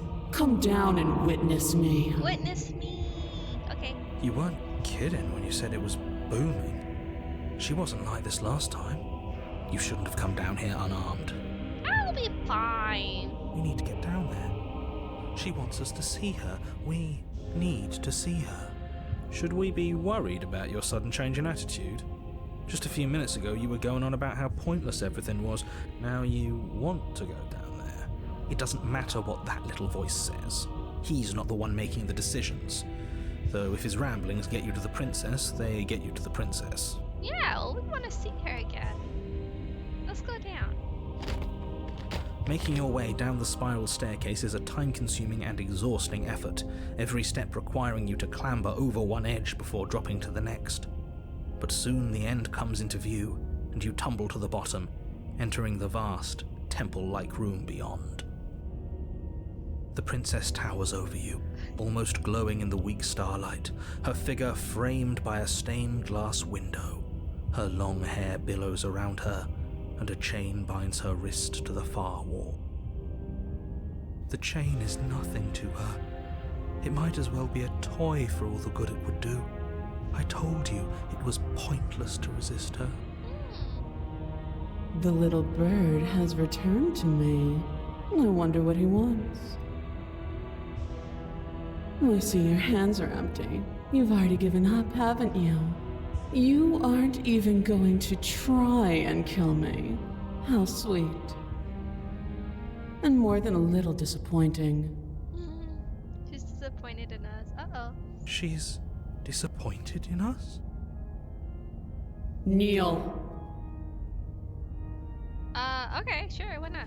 On her command, you fall to the floor, knees painfully connecting with hard stone. It's hard to look it up. That's my good little bird. Now, why don't we talk? The last time we met, you told me I was destined to end the world. That thought wrapped itself around my heart. It has pulled at me since the moment I squeezed the life out of your broken lungs. Uh-huh. I could feel its fundamental truth awaken me. Uh-huh. The collapse of the old is a necessary prelude to the birth of the new. And the world as it is now is overdue for alterations. Uh-huh. It's time for me to seize my destiny. And you, little bird, will help me seize it. Well, that sounds nice. Well, that gives away the game, doesn't it? Yeah. It does. But why did she say the last time we met? That's not right. That can't be right. She's right. We've been here before. And we've died here before. Pitifully. We might as well do what she asks of us and help her. She is inevitable. Can't you feel it?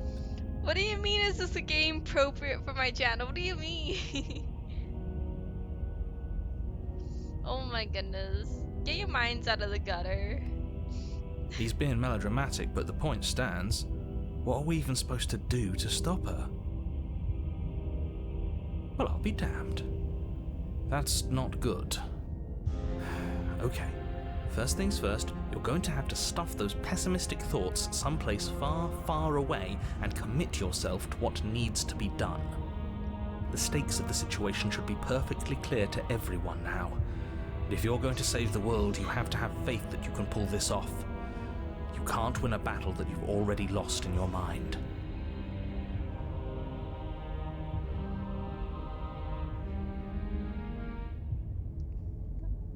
I'll be saying things that deserve modding.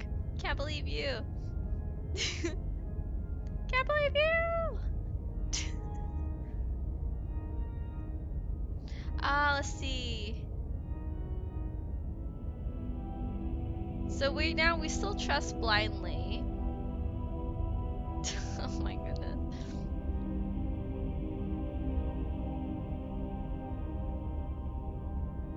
What do you have him do? What do you have planned? All you have to do is break these chains and set me free.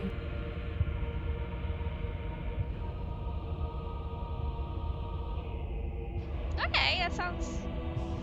Sure, yeah. I'm your second man. Sure, yeah. Your will was so easily broken. Am I that magnificent? All you need to do now is break my chains. Okay.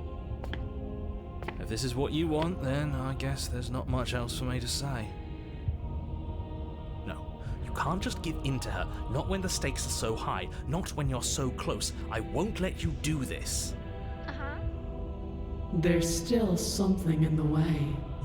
A greasy film inside of you where it doesn't belong, trying to conceal you from me. Is that a person? No, it used to be a person. It's something different now. An echo. Is she talking about you? That's impossible. She's not supposed to be able to interact with me. You're a small one, aren't you? You guys, why are you guys acting so crazy today? We're just playing a little story game. You guys are so crazy. What's going on?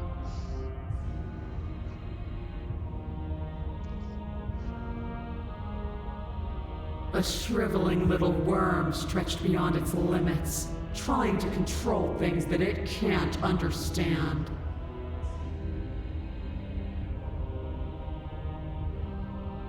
No. What are you talking about? I'm just... I don't care what you are. You're mine.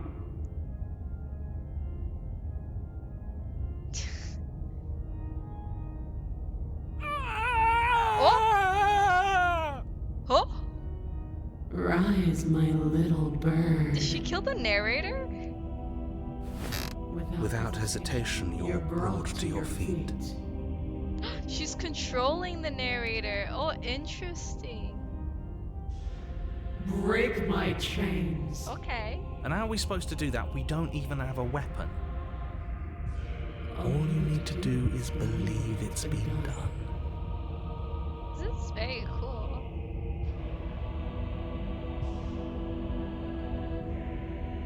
Yeah, let's break it. Her chains shatter, and the cuff falls from her wrist. She is loose, and the end is upon us. What a good disciple you are. Come, it's time for us to leave. Okay, yeah, let's go. Let's leave.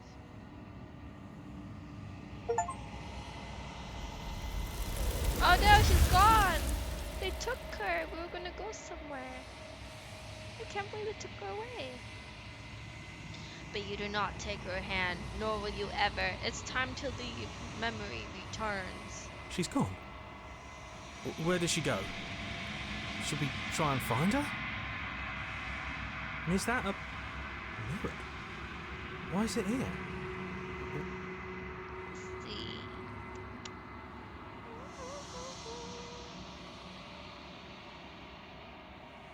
Approach the mirror. Don't worry, hero.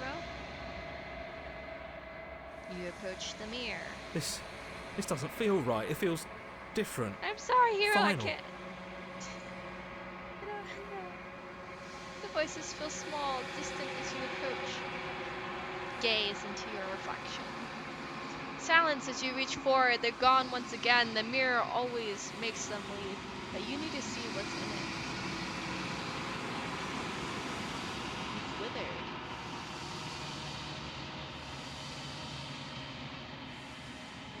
You find yourself in the long quiet once again. Proceed to the cabin. You are at the cabin. Approach her. I am a growing chorus of contradiction, a mass of tides ebbing and flowing all at once in more directions than my attention can bear to hold. To look at any one is to shift them all into something new, and to look away is to reshape them yet again. You guys, we played this game earlier this year. We're doing more playthroughs though, because there's lots of routes that we didn't get to do. For example, like this story beat with this like all-powerful princess. We chose different options before. We got a different princess at the end, so like it's so interesting. All of me is changing, and yet the rest of me is still the same. It's so interesting that like one choice can change the complete ending, like the whole thing.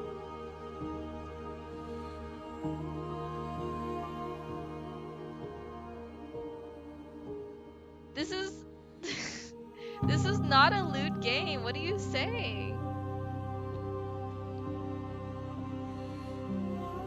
What? Can't believe this. This is just a little story game. We're doing a story. What do you think of this vessel? This one is dominance, a figure capable of bending everything to her will. She will make for an overwhelming heart. Do not mourn her, for she would not be able to mourn you. game is loud? I can lower it. What about now?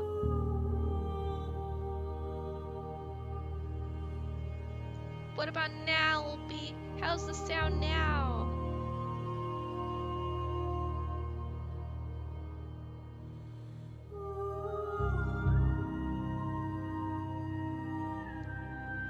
Oh, let me push this also closer to my mouth. Up.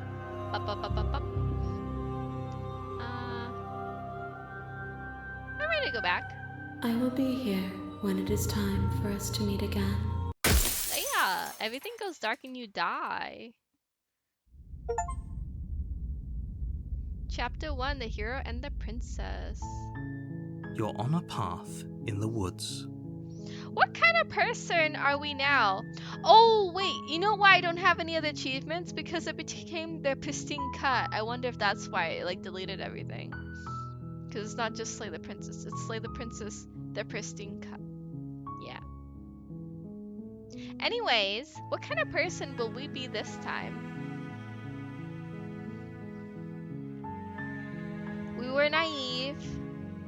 We were killers. We were evil.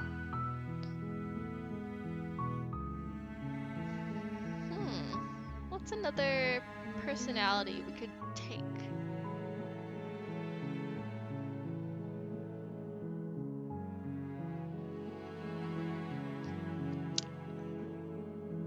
Toxic time? I don't even know. How do you play toxic? How can you just be toxic? You know? Is that like... we can't really manipulate or anything because we're not in control. We are like an element of the story, not the one in control of the story is what it feels like, you know?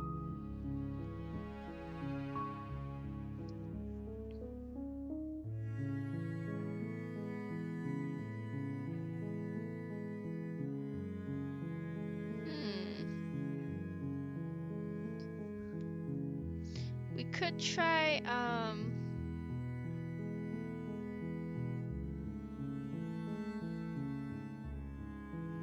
we do not want to. We could try not wanting to hurt anybody this time. Can someone else do this? Unfortunately, you're the only one who can pull this off. I don't make the rules. I wish I did, but I don't. Let's continue to the cabin. We can try, You make your...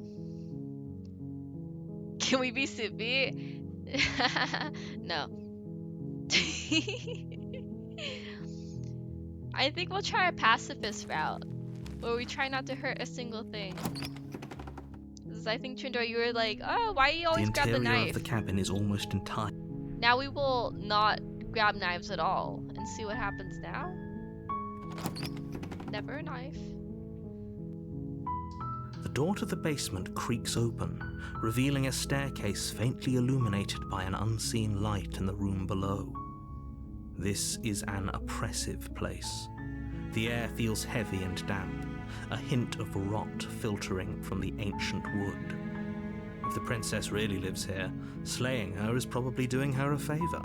Oh, narrator. Her voice softly carries up the stairs. Hello? Is someone there? It's hypnotizing. It's the kind of voice you only have to hear once to remember it for the rest of your life. Don't let it fool you. It's all part of the manipulation. You're playing a dangerous game by coming here unarmed.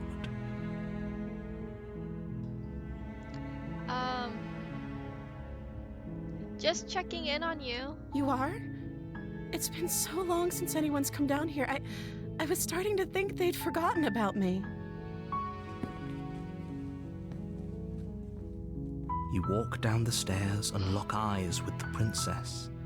There's a heavy chain around her wrist, binding her to the far wall of the basement. She's beautiful. How could someone like this be a threat to anyone? I am begging you to stay focused. There's a lot riding on you here. Hi. Do you think you can get me out of these chains?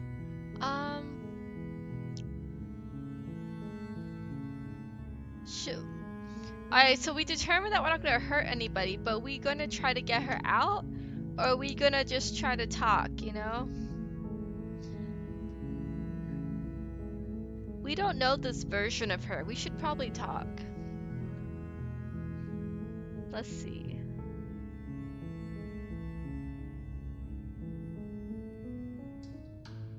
Okay.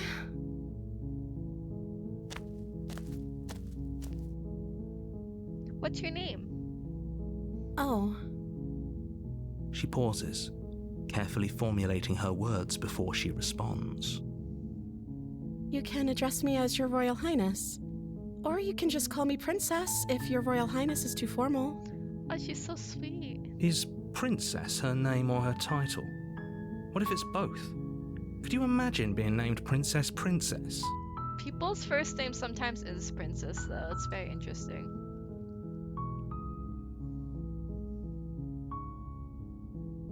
So is Princess your name? Like I said, you can call me Princess if you'd like. I'm sorry, I've been down here so long, I guess I've just forgotten. I must have a name, though. Everyone has a name. Okay, that's weird. That is weird. Yeah, true. She hadn't even thought to pick a name for herself. Hopefully, you're starting to see that she can't be trusted. Go back upstairs, get the blade, and slay her before it's She's too so late. pitiful.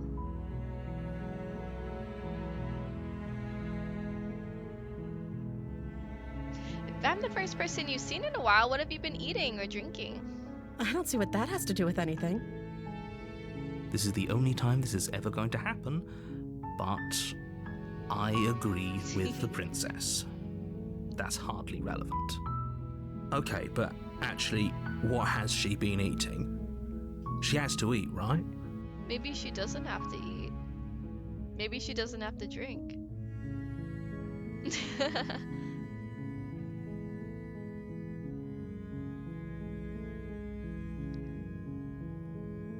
I was sent here to slay you. You're supposed to end the world?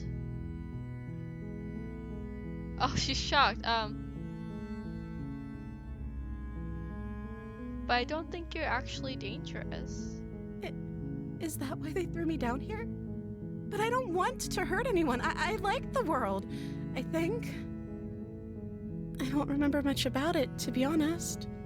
I've been down here for so long. That's... How long has she been locked away? Oh. Did they tell you how I'm supposed to end the world?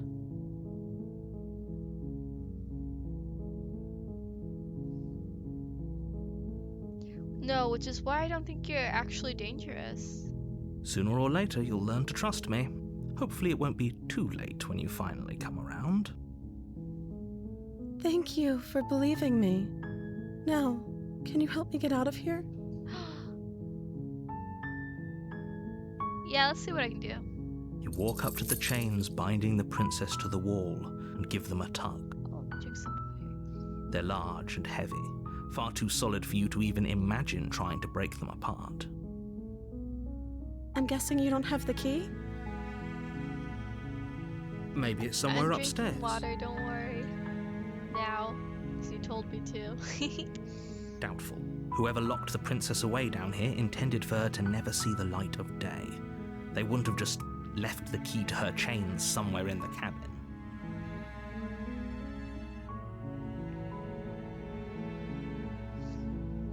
And if there isn't a key, do you have any other ideas? Maybe there's some way to break the chains?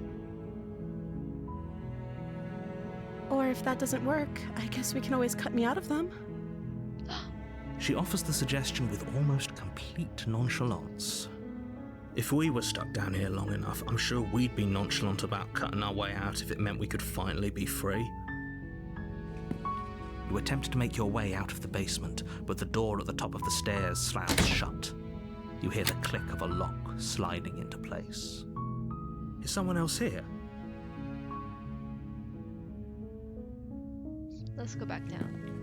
You make your way to the bottom of the stairs, This would have been so much easier if you'd just taken the blade like you were supposed to. The narrator is so unlikable. Easier for whom? Easier for everyone. Look at the mess you're in. I heard the door slam. They locked you down here too, didn't they? There's a slight panic rising in the princess's voice. If I could just get out of these chains, I know we could force our way out of here together. She barely hesitates before raising her arm to her mouth, her teeth tearing through her limb with the determination of a trapped wolf. As she rips her flesh from her bone, a sound comes from behind Don't you, look. the clang of bouncing metal. It's the blade from upstairs. You're not sure how it made its way down here, but if there's a time to strike, it's now. Or we could use it to free her. You won't like what happens if you do that. Save. Fine. Against your better judgment, you place the blade against the ragged, self-inflicted wound on the princess's arm, just above the unyielding chain binding her to this place. How do you have the most perfect emote to use in this moment? What? You cut into her flesh. The blade is sharp, and it takes little effort to crack through the bone of her arm. Her limb falls to the ground, and the heavy chains follow suit. She didn't so much as utter a sound through the whole ordeal. No, she didn't. She smiles softly as her gaze meets yours, blood from her wounded arm dripping rhythmically to the ground. How is she still smiling after everything? It's like she isn't even bothered by what just happened. Thank you. Now let's get out of here. Approach the locked door. No, we won't have any of that. The stakes are No, too he's saying high it as the again. princess We're back approaches the here. boss. Wait, watch me. What are you doing? Should we slay her this time? Should we slay her this time? Should we... Yeah? She didn't even need a warning. What if... Watch her kill us again. Okay, there's no going back now. I'm with you to the end. You bring the blade down to strike at the princess's And heart. she's gonna kill us. But she's fast. She ducks to the floor, your blade narrowly grazing her backside. Slaying her won't be easy now that she's free. Yeah. We could have gotten out of here together.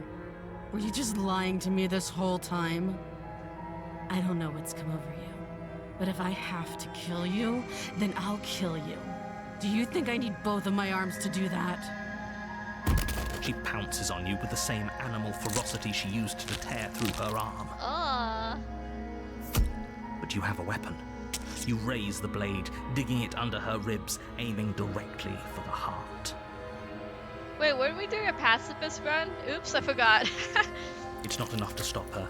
You feel her claws in your throat, then her teeth, somehow sharp enough to pull apart your flesh and sinew with ease. You collapse to the floor, your body unresponsive as your blood pools on the ground beneath you.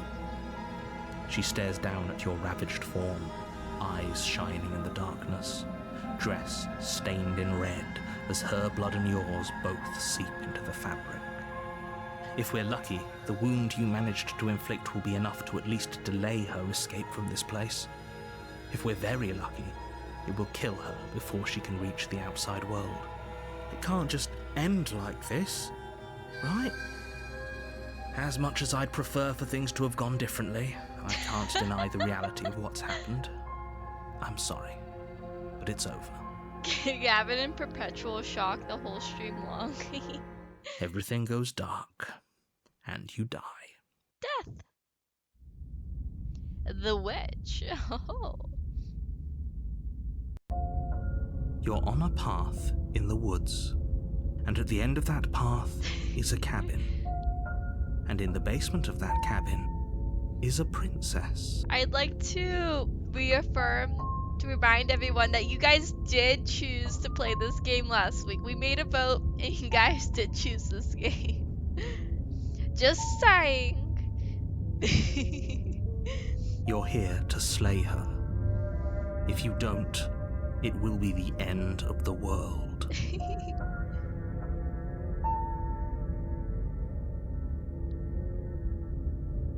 Let's just, we don't need to talk to this guy. Let's just go.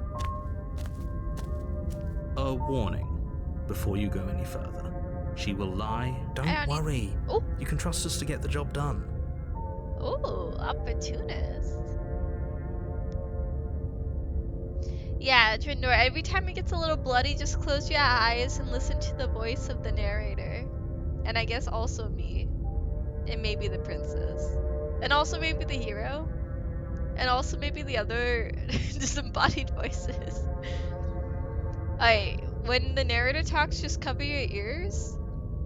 And when it gets bloody, cover your eyes. Easy, easy, easy.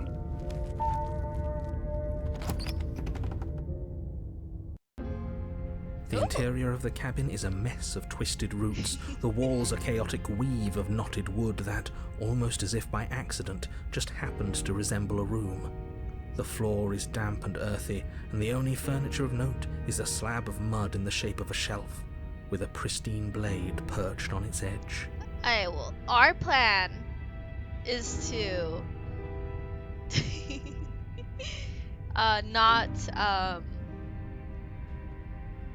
not kill her, even though we did try to kill her last second. So we're not gonna The take blade the blade. is your implement. You'll need it if you want to do this right. No blade for us, and the basement. No yes. blade. I hope you know what you're getting us into. It'll always be here if we need it. Sure, that was also true last time and we still died, but we definitely know what we're doing this time. That's so true, opportunist. The door to the basement creaks open, revealing a staircase dug into the muddy earth below. The ceiling is thick with roots that hang like locks of tangled hair. The weak starlight from the cabin windows behind you can barely penetrate the gloom here, only illuminating the edges of an opening below. It shines in the darkness like some kind of massive maw, waiting to swallow you up into the earth. The air smells of dirt and copper. It's thick and wet, as if your lungs are being coated in mud with each intake of breath. If the princess lives here, slaying her would probably be doing her a favor. Her voice skitters up from below. Something nasty finds itself on my stairs. Come on down. Don't be scared. I probably won't bite. Oh, interesting. I'm not nasty. But you are. You're a wretched little thing. I recognize that voice as easily as I recognized your nervous little footsteps coming up the path. I know who you are, and I remember what you've done. She must have you confused with someone else. She seems friendly enough. Maybe we can talk our way out of this whole situation. Good idea. You can't. Unless you slay her right away, she's going to break free and end the world. There's no reasoning with what she is. Look, I'm just throwing ideas out there. I like to think out loud. I'm the kind of guy who likes a discussion.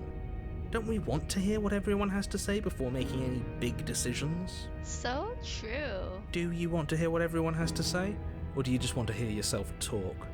You need to stop lingering. Your task is to slay the princess, not endlessly debate about what to do with the princess. Fine. You're the boss.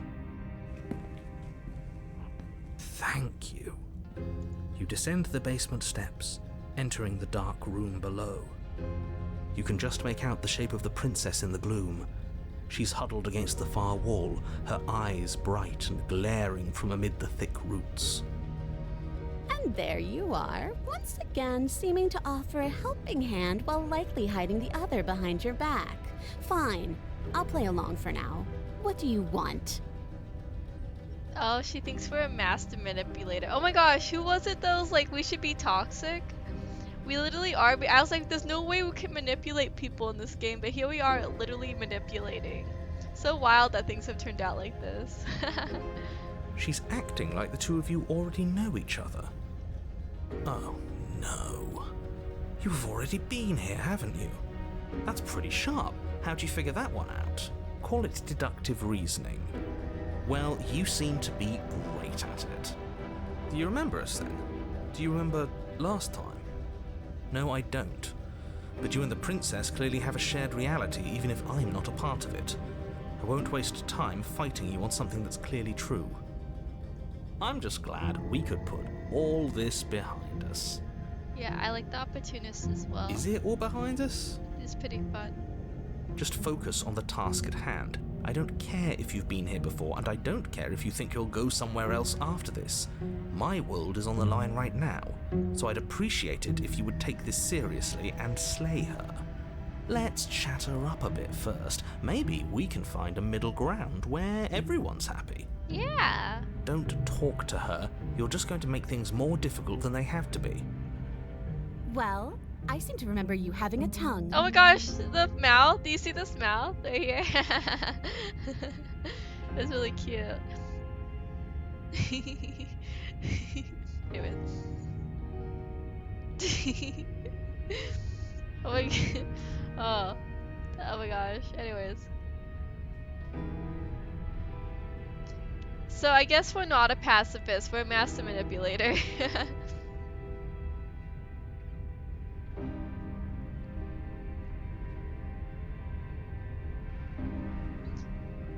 Look, I know, things got messy last time, but I think there's something bigger than both of us at work. We should team up. I suppose you didn't come into my hovel of your own accord, did you? All right. I suppose I could team up. I need a way out after all, and unfortunately, you're the only one I have. Seems to me like she's offering a mutually beneficial arrangement. We should take it. Do you know what the word mutually means? Because it sounds to me like she's offering an arrangement that benefits her and her alone. I'm unarmed, that's a gesture of goodwill, so why don't we talk it out? You came to me with empty hands last time, too. But that didn't mean you hadn't been plotting something nasty all along. What you did showed me as much. But we didn't plot anything. We just made an informed decision based on the information we had at the time. I think you're both making perfectly valid points. Sure, we didn't plot anything, but it's easy to see how she might think we did.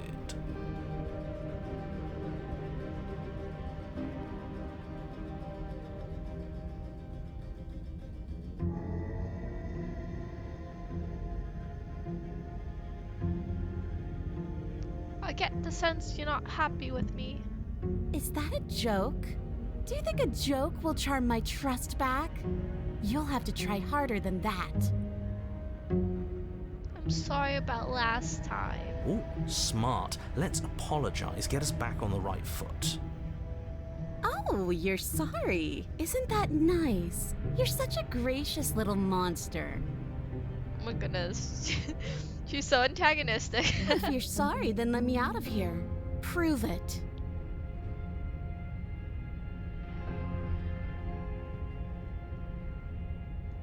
Can't you get out of this change on your own? They didn't stop you last time. Oh, of course. They're nothing to me. The princess grins Oh, so as the cute. chains fall from her wrist. She could have gotten out of those the whole time. That sneaky little... A woman after my own heart, really. She knows how to hold her cards close to her chest. This pose is really funny. This is why she can't just be abandoned here. If left to her own devices, she'll find a way out. Now stop her. Yeah, but you'll be okay. Just make sure to breathe and, maybe drink some water and perhaps a snack. Alright, let's leave. Yes, let's.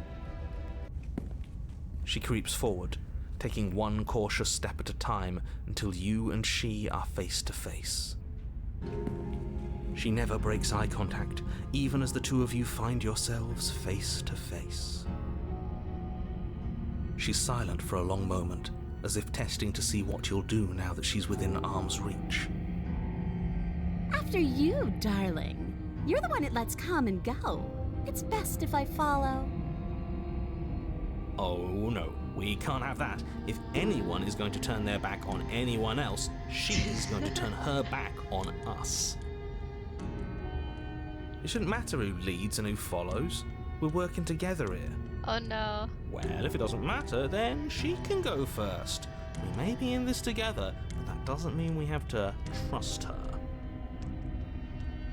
Somebody has to go first, and it might as well be us.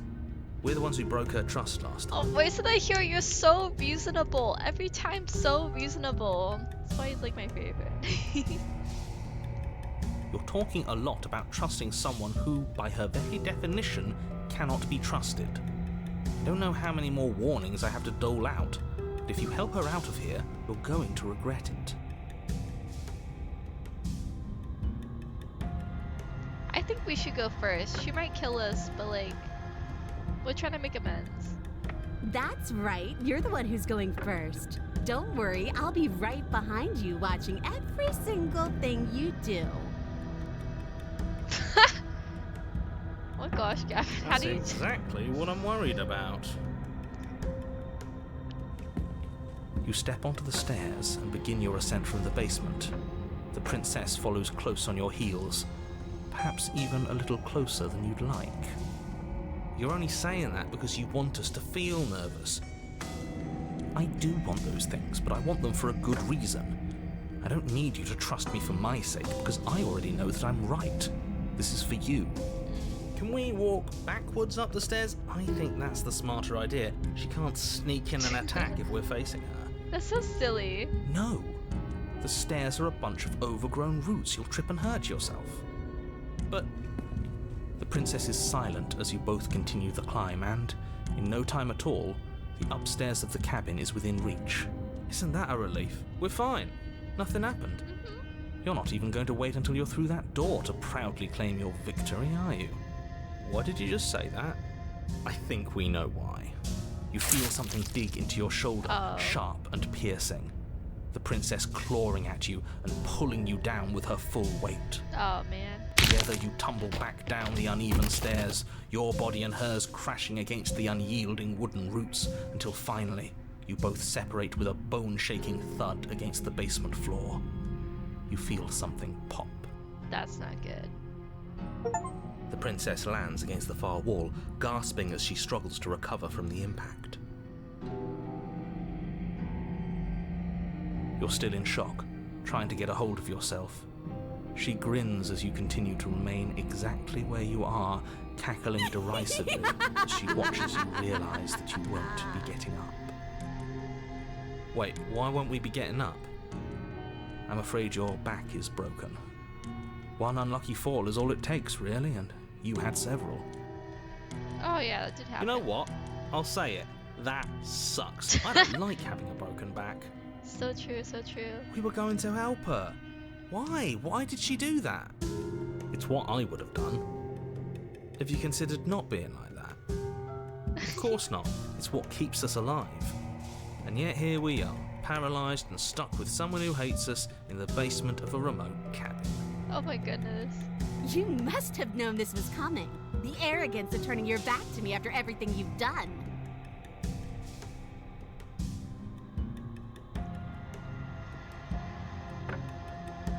We could have gone out of here. We just trusted each other.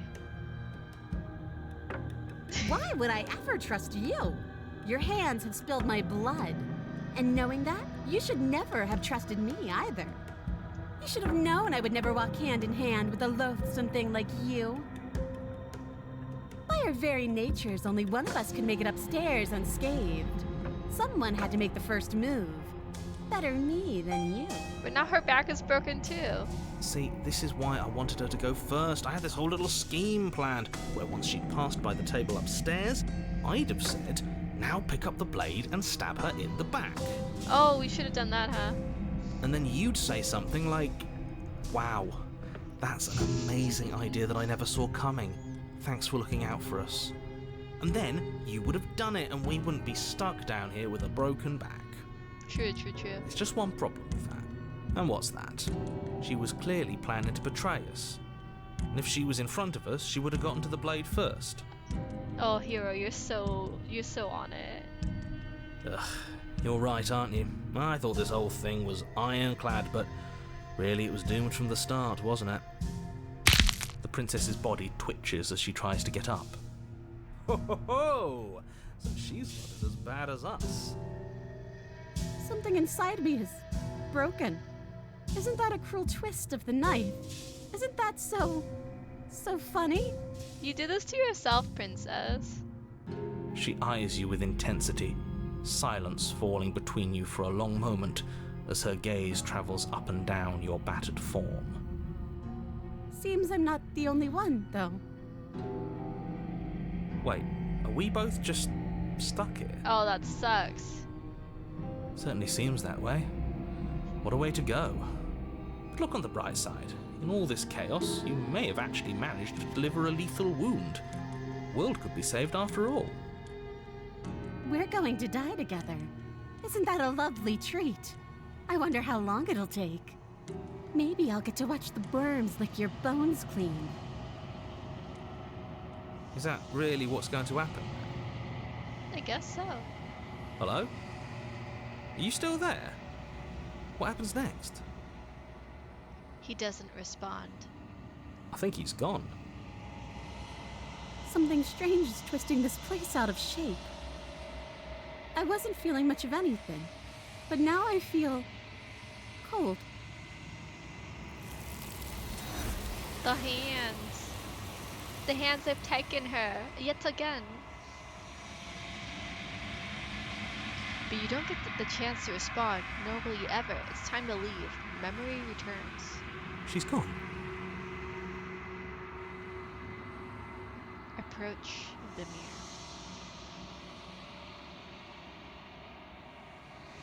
The voices feel small, distant as you approach. Gaze into your reflection. Silence as you reach forward. They're gone once again. The mirror always makes them leave, but you need to see what's in it. You've unraveled. Please associate, Gavin. This is real life. You find yourself in the long quiet once again. Proceed to the cabin. You are at the cabin. Approach her.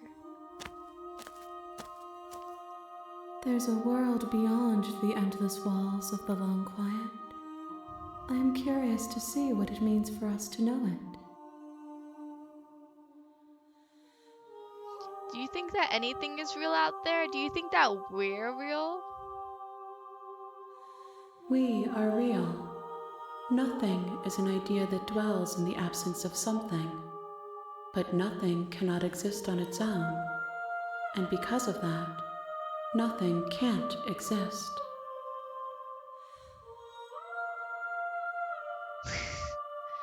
Do you think there are people out there? It doesn't matter if there are. People are too small for us. You and I are the only things that interest me. Do you know what's gonna happen when you awaken? If I did, I would already be awake.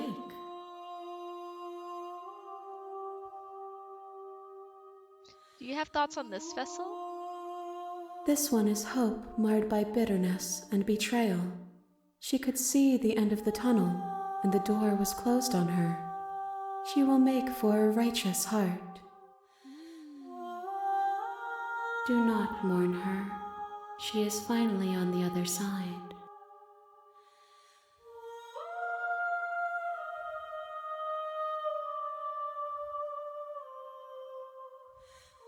How many more vessels do I need to bring to you? One. Whatever you bring me next will be enough, and then gravity will pull the others back to me. I will be singular. A final multitude. Okay, what do we want our last one to be?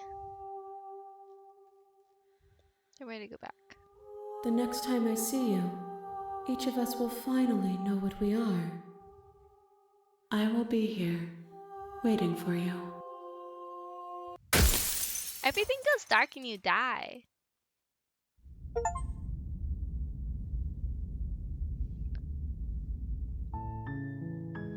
What should we be now? Captain. Compose yourself. We have one more princess to acquire before the end arrives. You want to get along with her?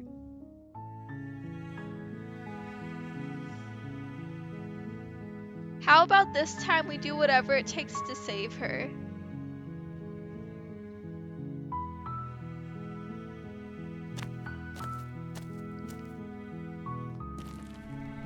But I'm taking the knife.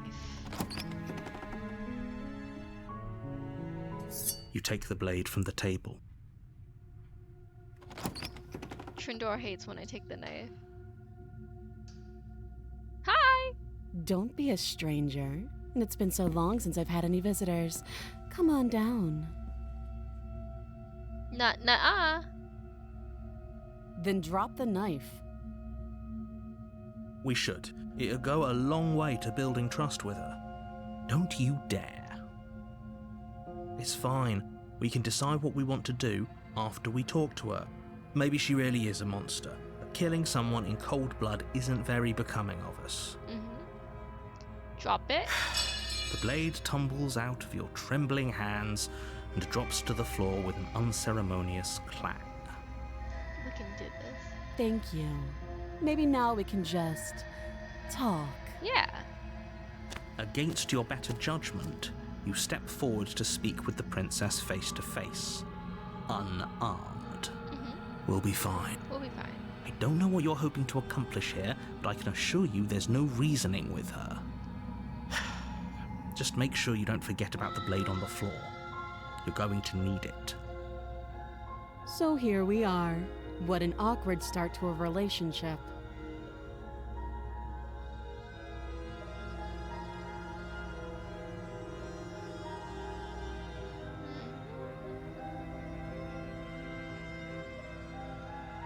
Okay, we talked enough. Oh, have you decided what to do with me?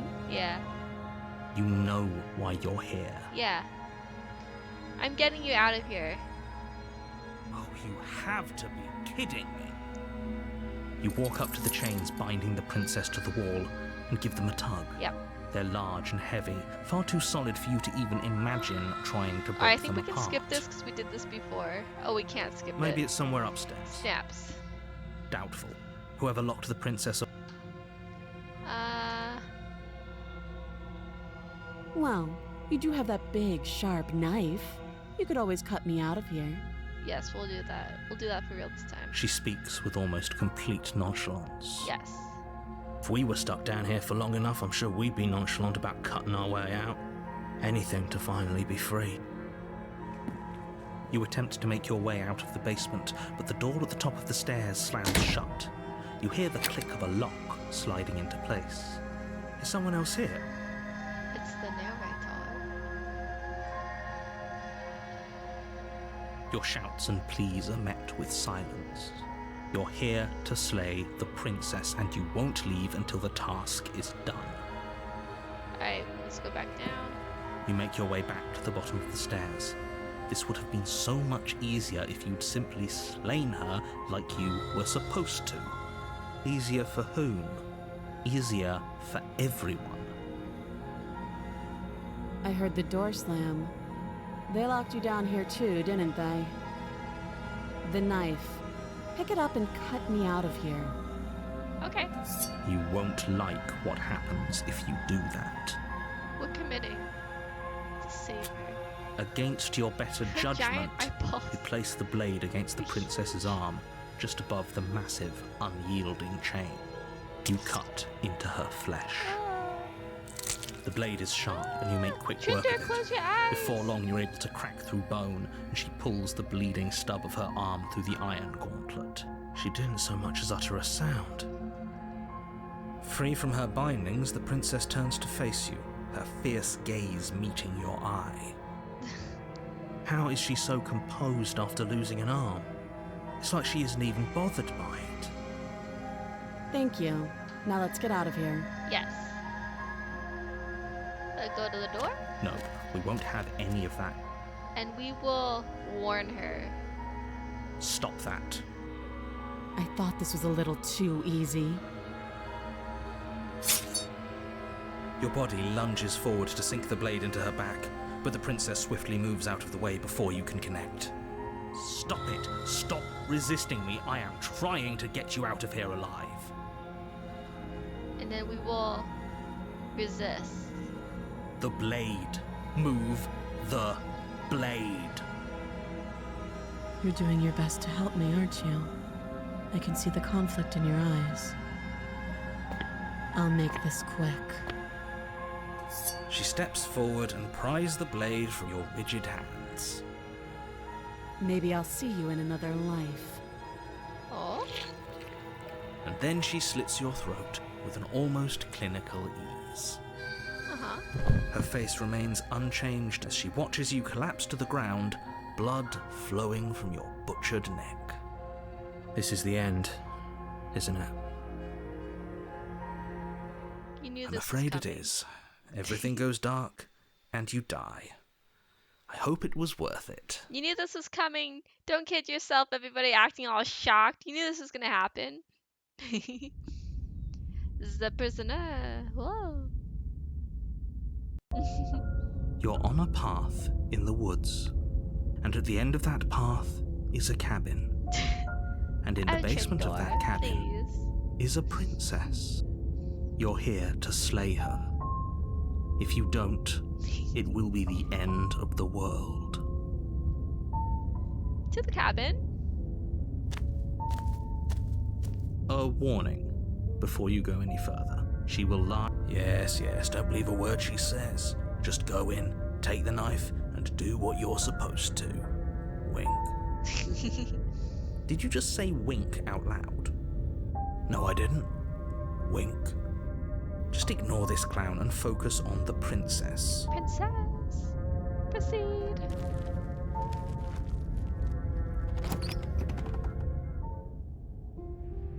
The interior of the cabin is less a cozy woodland retreat and more like a dungeon. A few pathetic wisps of starlight attempt to illuminate the cold, uninviting stone walls, and thick, wrought iron bars barricade the windows, reminding anyone who enters that this is a prison. The only furniture of note is an iron table, bolted to the floor, a pristine blade perched on its edge. We need that knife. The blade is your implement. You'll need it if you want to do this right. We need the knife. Take it. Take the blade. You take the blade from the table. It will be difficult to slay the princess and save the world without a weapon. Good idea. Much better to be armed than to go in with blind hope alone. That's so true. Let's look at the mirror for once. You walk up to the wall next to the basement door. It's a wall. There isn't much to see here. What are you talking about? This isn't a wall. It's a mirror.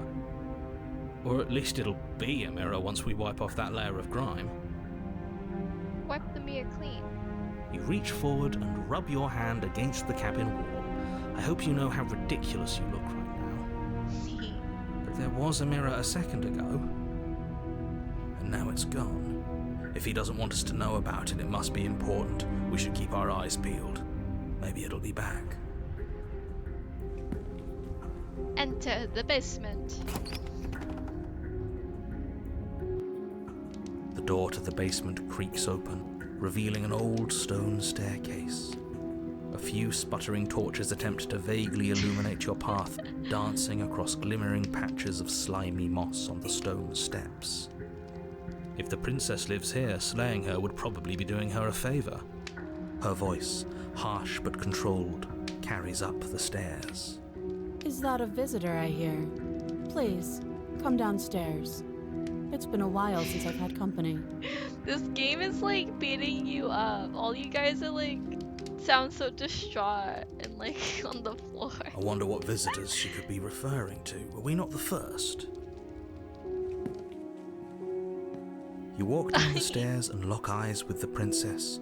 She looks up at you, the heavy collar around her neck clanking loudly as she moves. The chains binding both her wrists to the far wall, joining the metallic chorus as she adjusts her hands in her lap. Should we be worried about the one around her neck? Why would you be worried about her restraints? If anything, they'll make your job easier. Have you noticed the empty chain on the wall? Odd that in a place where everything seems to serve a distinct purpose, there would be something so obviously useless. Oh, good point, skeptic. What an interesting development. Why don't you have a seat? The two of us should chat before you bury that thing in my heart. Sit with her. You step towards the princess, but she stops you before you get too close, holding up one shackled hand. There's fine. I'd prefer we keep some distance until we've sorted this out. Oh, she's also a skeptic. That's reasonable. We do have a weapon. Might as well put her at ease. Yeah, we'll respect her. You do as she asks and sit on the floor, still a good distance away from her. Thank you. Now, what are your intentions for me? This is the most insane gameplay thing you've ever seen. That's funny.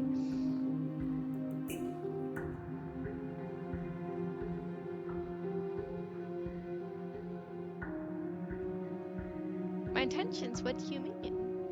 Yes, your intentions. You have a knife. What are you going to do with it? Why are you here? There isn't a keyhole in these shackles, so I'm afraid my only way out is surgical removal. Is she forgetting about the shackle on her neck? Or does she think she'd survive a beheading? You're right. Maybe she's delusional. All the more reason not to trust her. Unless she really could survive. Though I suppose you could just be here to kill me. But I don't think that's in either of our best interests. Let's see. How am I supposed to cut you out if you didn't notice your head is in a shackle too? No. Like I trust you to come any closer with that knife. All you're going to do is hand it to me and watch me work. Oh, okay. Yeah, that seems fair. But she would have to cut her head off, right? She can't be suggesting that. She certainly seems confident. Maybe she knows something we don't. Or maybe you should consider the most likely scenario. She's bluffing so she can disarm you. Though if she isn't bluffing, whatever she has planned might be for her benefit alone. There's no guarantee that what's good for her is good for us. So, what should we do? I don't know. I'm just spelling out our options, listing the pros and cons. Then let me help you. I'll start with the cons. If you're handing her your weapon, the cons are that she might use it to escape and end the entire world. And she might use it to kill you. Pshaw, she would never. That doesn't sound great. What about the pros? There are none. The pros are that we can't trust him, possibly even more than we can't trust her. And whatever she has planned could do something to mess with what he has planned. Or maybe they're both screwing us over in their own ways.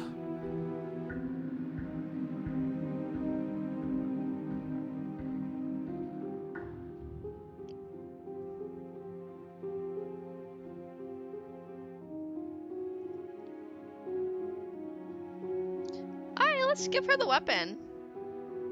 Let's give her...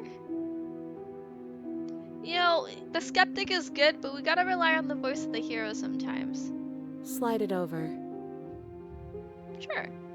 No, absolutely not. I am not letting you hand your only weapon over to the world-ending princess. Until you come up with any other idea, like, say, I don't know, doing your job and slaying her, you remain rigidly in place. Do you think this will work? Interesting that you're only having us remain in place. It's almost like there are very real limits to your power. Ooh. I don't know what you're talking about. The world ends if we fail, right? Her killing us might not be our only failure state, if you catch my meaning. I don't know where you're going with this. Could you explain? Yes, explain it. Sure. I'm insinuating that we could kill ourselves. Ruin this whole thing. Oh my gosh. You wouldn't. I'm not afraid of dying. Are you? Oh my gosh. A little. You got your point across. Fine. You slide the blade across the floor. Skeptic is pulling through for us. We were gonna be in a stalemate for a minute there. The princess maintains unsettling eye contact as she reaches down to pick it up. Thanks. She pulls up her hair, Oh no. smiling Trindor, slightly close your eyes. as she raises the blade to her throat. Close your eyes while you still can. What is she doing? She doesn't say another word as she cuts into her own neck. No. Should we watch? Should we look away? We can't not watch, I guess. But alright, everybody close your eyes, look away. We're gonna watch this though. Her eyes stare forward, unblinking, as she soars through skin, veins, cartilage. At last she reaches bone, the blade grinding audibly against her vertebra as it continues to slice its way through her neck. I'll be damned. She's actually doing your job for you. Why would she do that? Huh. So that's her play. Killing herself? She isn't dead yet. Finally, you hear a snap. Her eye twitches. There's an uneasy silence. She remains motionless for a long moment, her twitching eye the only movement in the room, until at last it stops in an unsettling half-wink. Her head twists slowly to the side, flopping to her shoulder, and her neck opens.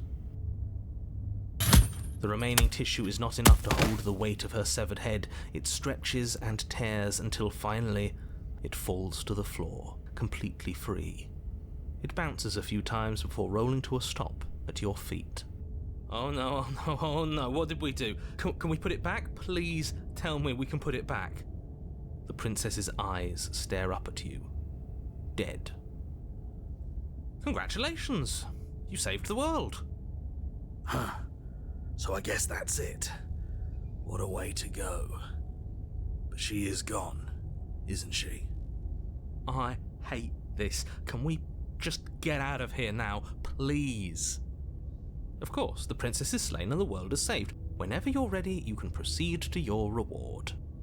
Now hold on, she's dead. So what's the rush? What's your angle? Oh. I don't have an angle. I'm just looking forward to putting all this behind us. I'm sure you can understand that. Look, I'm just not ready to put my guard down. It's best to keep sharp. She wouldn't have done all that without some kind of a reason. She's left us with this dangling thread, and I need to know why. Opie, she does have a play. She has it makes sense. You just gotta figure it out. You're just wasting your energy. The danger has passed, and now we can all relax and enjoy your reward. Take the princess with you? Sure. What? Ugh, fine. You pick up the princess's severed head, its neck stump still oozing bodily fluids. Then make your way back upstairs to the first floor of the cabin. Did you see that? I could have sworn she moved. She didn't. She's dead. But what if she's not? Are you listening to yourself? Do I need to explain to you why decapitation is lethal? The door to your bountiful reward is right in front of you. All you have to do is open it. Yeah, let's go. You open the cabin door, ready to return to a world saved from certain doom. Only, a world saved from certain doom isn't what you find. Instead, what you find is... Wait, no, that's not right. Well played. This is the end of the world, isn't it? I always thought I'd at least have time to explain myself before I had to watch it happen. It's already... over? Is he gone? But we're still here. Maybe it wasn't the end of the world after all. Maybe it was just the end of his. Thanks for carrying me up here. I had to take it on faith that you would know what to do. I'm glad I was right to trust you. Trust. So, this is the outside. Maybe it's just my lack of body, but it's colder than I expected. Doesn't he have just the head? It's so weird. This vessel is puny. She's gone. Where did she go? Should we try and find her? And there's that mirror again. Why is it here? Why now? It's going to be okay. Just trust me. You've been here before and you always get But scared. it feels so bad. Like looking into it right now is going to be the end of everything. It will be. You're right. Part of me wants the truth, but something stronger is holding me back. Fear.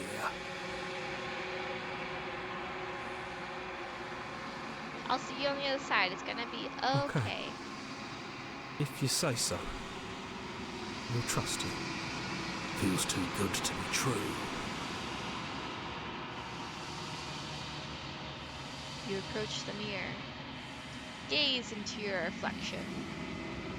Silence as you reach forward. Though gone once again, the mirror always makes them leave, but you need to see what's in it. You are nothing at all.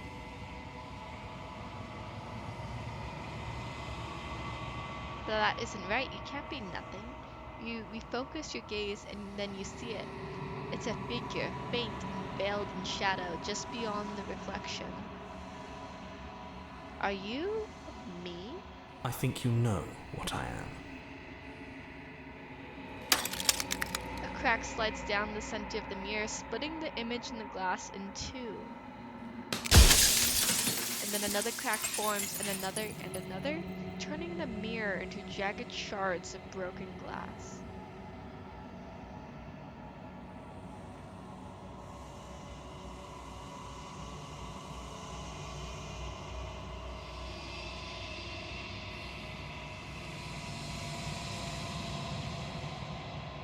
You're the one who wanted me to slay the princess. Why? Because among other things, she is death itself. To rid the world of suffering, to save untold trillions from being lost forever to the cosmic wind, she must be destroyed. And despite how far you've fallen, you will still have a chance to fulfill your purpose once I'm gone.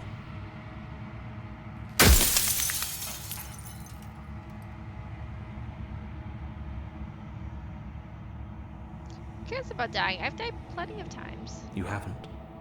You've flirted with dying. You've played pretend. But your consciousness is an unbroken stream.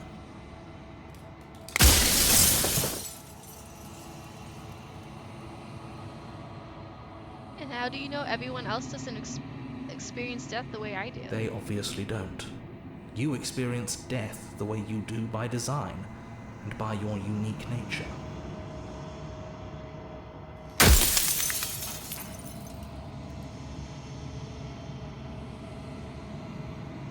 I think you're wrong. I don't think dying is bad at all, and you're just making all this up as you go. If you really want to waste valuable time telling me I'm wrong when we both know I'm not, then that's your prerogative.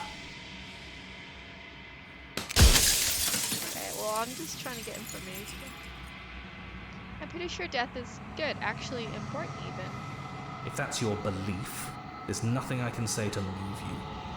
You haven't died. You cannot die. So you can't grasp the abject horror of dying. Oh my, there's so many things to ask.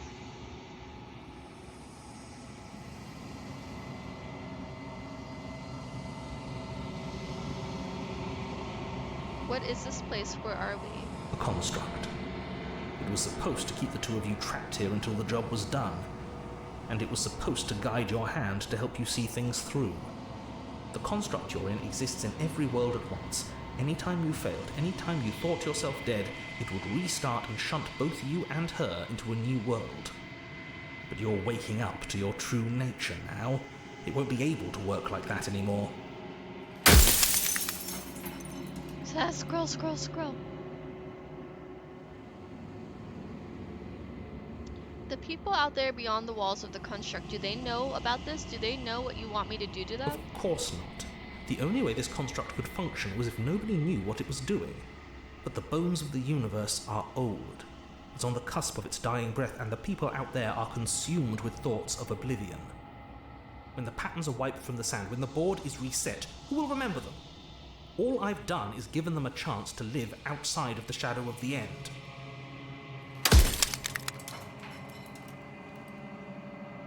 What is my true identity? You're the Long Quiet, the god I made to rid the world of death. Oh, I am the Long Quiet. I forgot about that. Let's go to the bottom. What is the princess? Did you make her too? She is the shifting mound, the ebb and flow, the capacity to change. She is transformation, or most of it. Her nature is why I had to die, for she becomes that which others perceive her to be. But an echo can't perceive things, not in the way that people can. So I tucked a part of myself into the folds of this construct to guide you. Seems that every me you met did a real shit job of it, though.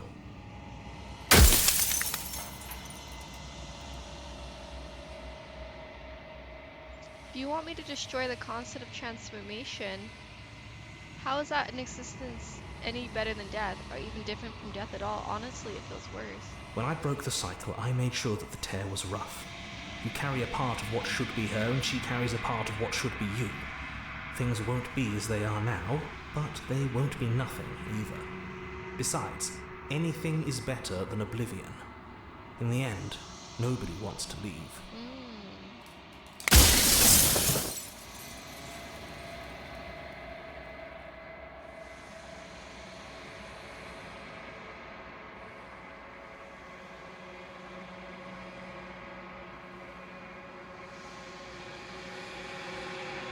Say nothing and watch him end. I've said my piece, and my time is up. I'm just an echo, and every echo fades away. You know what you have to do.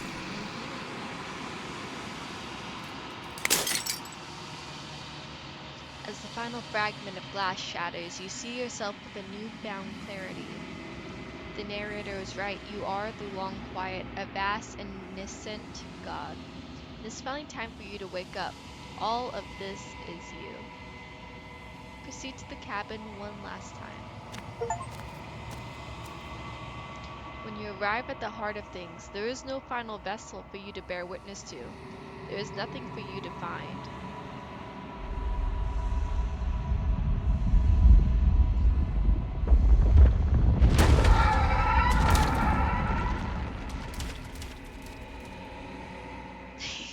Trindornful, yeah. I can finally see you, and you can finally see me.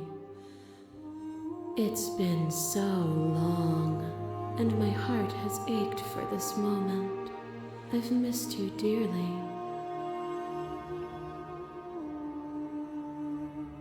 Do you know about the echo? Did you hear our conversation? Every word you spoke found its way to me. I know him, and I know his construct. He was deluded by his fear of death. Pay him no mind. I'm the Long Quiet, but I don't really know what that means. Names are their attempts to capture that which cannot be captured. They call me the Shifting Mound, a pale imitation of what I actually am. What happens now? Ever the passive player, always reacting and never acting. But it's woven into your nature, isn't it? When the echo spun us from one into two, he gave you a choice and me a role to play. I am not death, but I contain it in my multitudes. So, will you attempt to destroy me and bring about a world devoid of death and the possibility of meaning? Or will you open the final doors to our liberation? Do you guys want to destroy death and possibility of meaning, or do you want to open the final doors to liberation?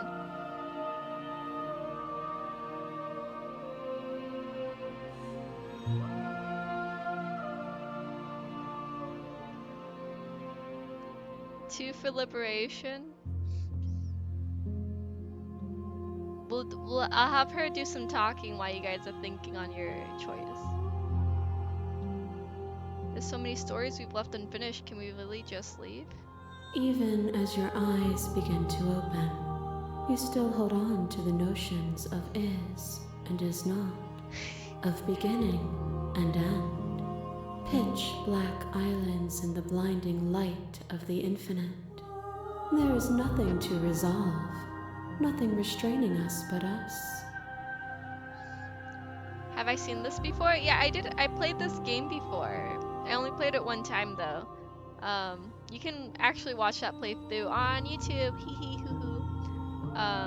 So for me, I don't remember what I chose. I remember what happened at the end. I must have liberated us, probably. Don't you ever say in all this? Why is this all falling on me? Of course I have a say in all of this.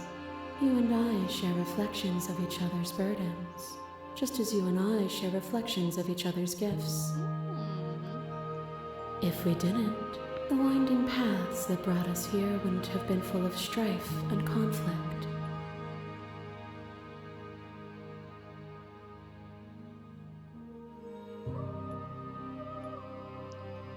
If you were always going to become this, then what was the point of me doing anything? Did it even matter what roads I walked if all of them would have led to this moment?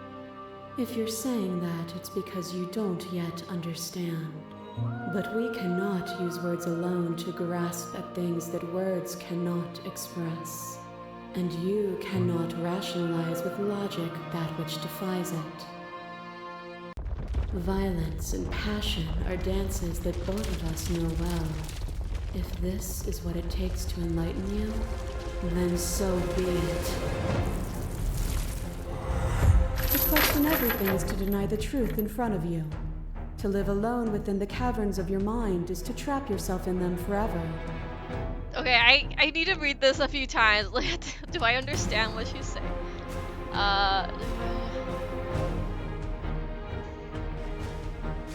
Okay, yeah. But you found me, and we chose to trust each other for no reason than the sake of believing in something that wasn't us. This is the headless one that we did last. Shared skepticism blossomed into freedom, but we needed to walk a path together to bloom. Would you stop our journey now that you've seen its beginning? What of those in the worlds beyond? Would you erase their paths to stop them from going astray?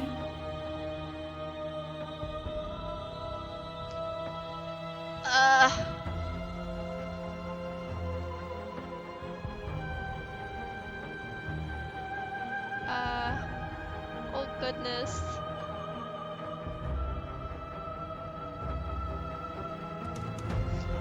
Who are we in this moment? Are we the hero? Are we the cold? Are we skeptic? Are we us? Purely and simply us, the player, with no facade of character on our choices?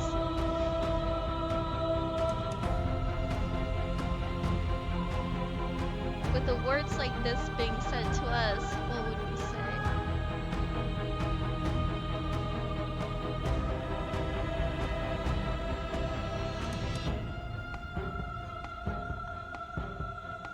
Let's address it directly. We have the god, but that's not an option.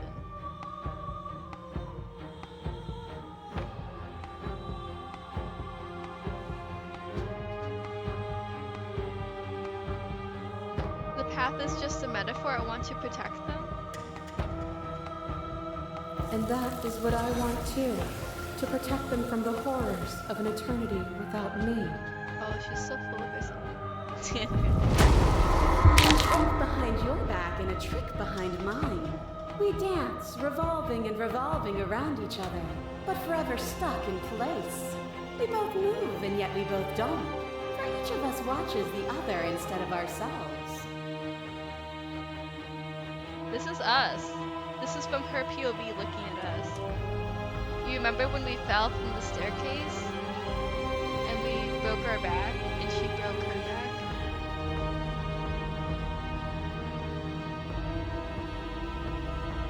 But forever is not forever. I move and you react, and both of us break the other. But broken is only a moment in time. To change is to hold the potential to rise above. Would you limit yourself to what you are now? Or would you like to see what you might become tomorrow?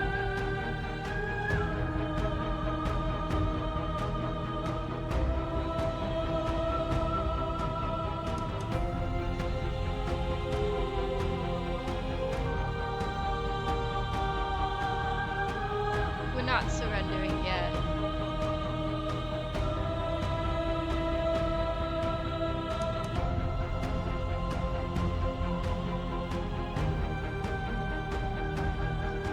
If there are no endings, there are no limits. If there are no limits, then there's no difference between growth and decay. Meaning lies in experience, and experience lies in contrast. Abandoning one's search is not the same as losing the capacity to discover. I am contrast itself. To reject me is to reject the shape of everything. Do not use words to reduce that which your eyes know to be irreducible. You are nothing. A black hole of self-loathing fed by the matter of your restless thoughts. A dog blind to its leash. But there is no light without the dark. This is when she was tall and powerful and we were little on the floor. Thank you. When I proclaimed my godhood and offered you a place at my side, you gladly became the instrument of my new creation. Only with both of us is there a future to look towards. It is hope that carves meaning into being.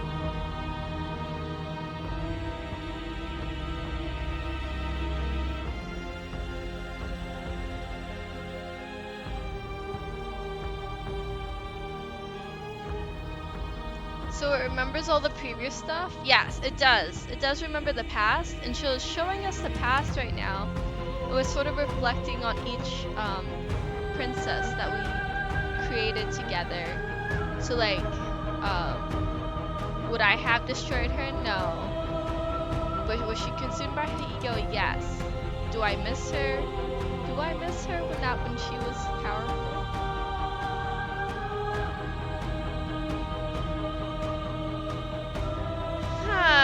Do we miss her, or do we say she was consumed by her own ego?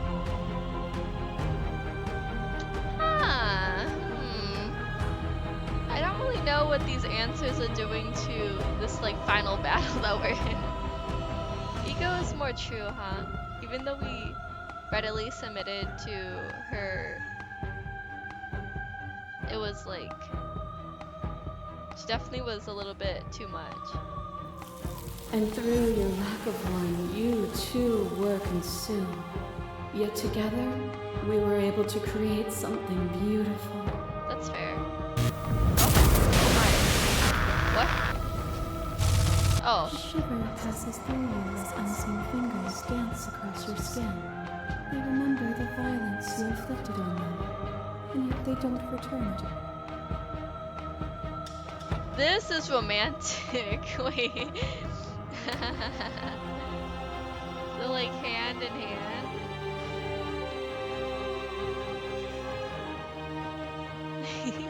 I offer you absolution, and you take my hand in yours. You felt the pain you caused another, and you were willing to sacrifice everything you thought was used to set me free.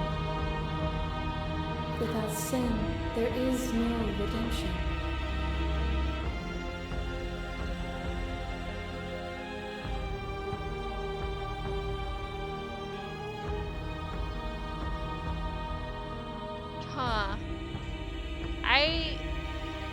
that's us. In this playthrough, this is not us. And this is also not us.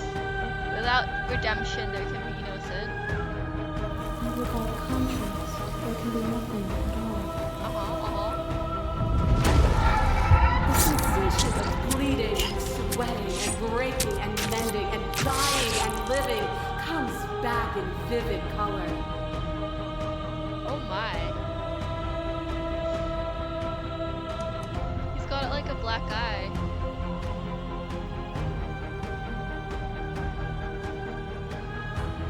This is the closest we get to be looking at ourselves. It's like a shadow. You feel the shame of 100 deaths and the pride of 100 conquests. All of the peaks and valleys weaving themselves into a single tapestry, free of beginning and free of end. Do you remember when we killed each other with such fervent passion that death itself no longer sat on our shoulders?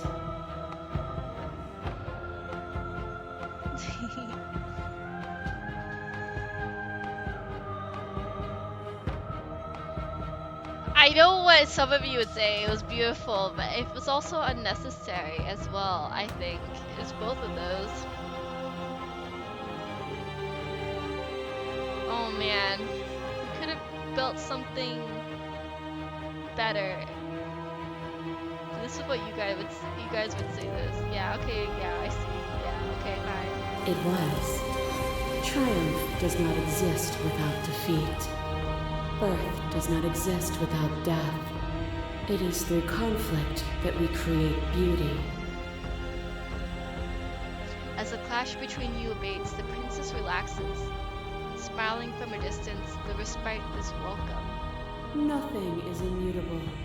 Everything that is exists only in relation to everything it isn't. There is no constant. There is no center. Open your eyes and accept what we are. We can leave this prison together.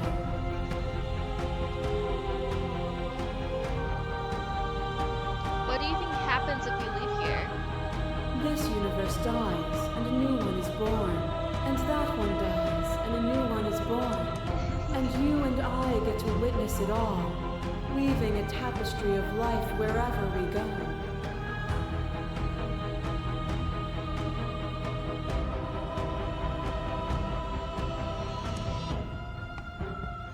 Oh, there's so many Slay the Princess options.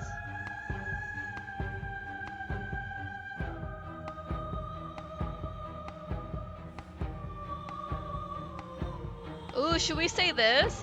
You've done everything you can to make me understand your perspective, but you keep dismissing mine. If you think you can change me, then I must be able to change you. What I offer you is not perspective. It is truth.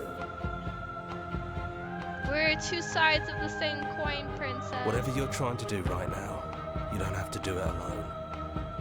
Hero! Hero! Which hero are you? I'm all of them, I assume in the same way that you're all of you. You have no idea how good it is to hear you. It's good to be here. Oh, hero! She's too many things all at once out here. If you want to get through to her, you need some way to get through all of that divine confidence. There's still a piece of me nestled close to where it all began. I can take you there. I can take you to her heart. Do you guys want to go to her heart? It's time to resume our dance. She's relentless, isn't she? Let's make this quick. Are you ready?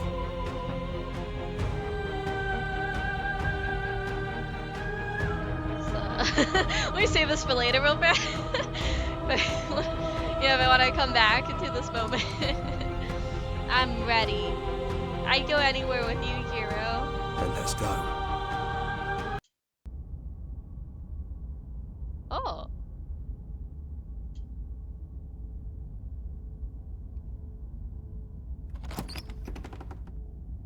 Uh-huh. And here we are.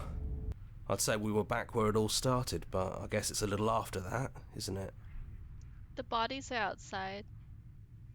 Do you need me to describe things?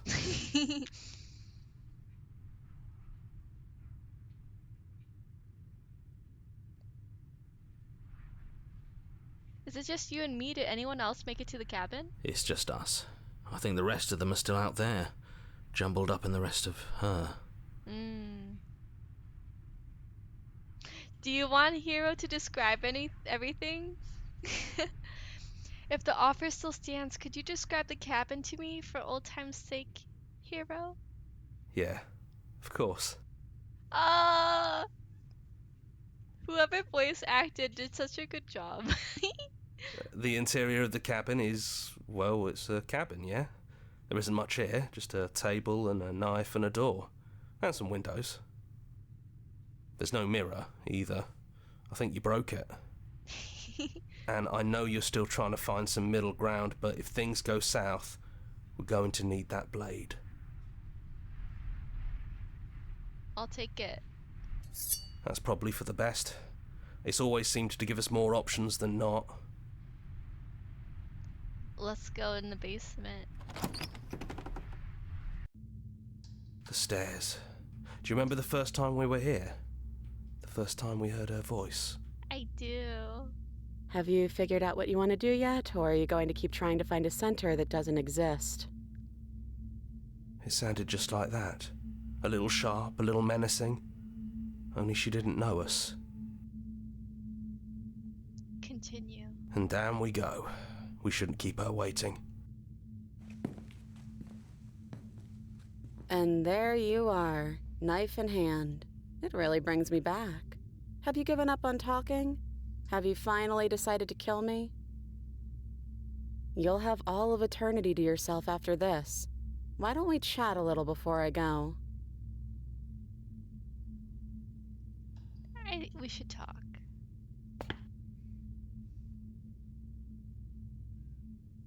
Are you the same as you are out there? No. I feel like I'm myself again.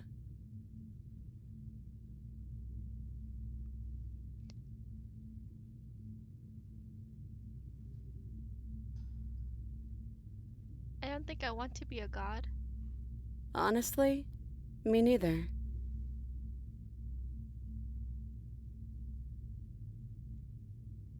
I don't want to hurt anyone. There has to be a way out of this.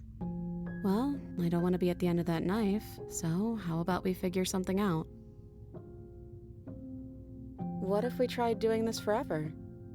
I can do whatever you think I can, right? So, make me put it all back. Make me fix the Echo's construct and make me wipe our memories of everything that's happened. Make me send us back to the beginning, before we woke up. Before either of us saw the truth. Oh my goodness. Go back to the beginning? Is that what we should do? Can she really do that? Are you sure that's what you want? Trindor, you don't like that? You don't like returning to the beginning? As if everything we've gone through doesn't matter at all? You don't like that idea?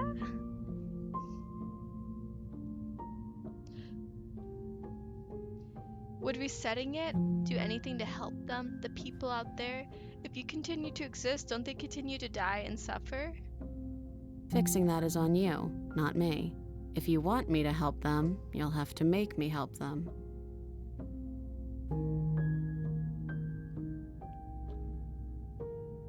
We're going to find ourselves back here eventually. And if we do, nothing is stopping us from making the same choice. We could just keep doing this forever.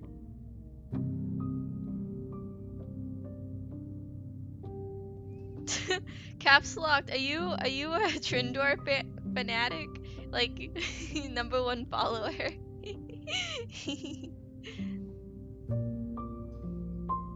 Oh, you're the Caps fan. Oh, it's reverse. Is it in the same way of being such a fan that they're also a fan of you? Mutual fanaticness?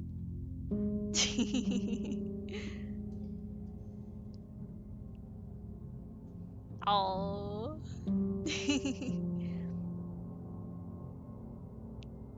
That's fun. That's cute.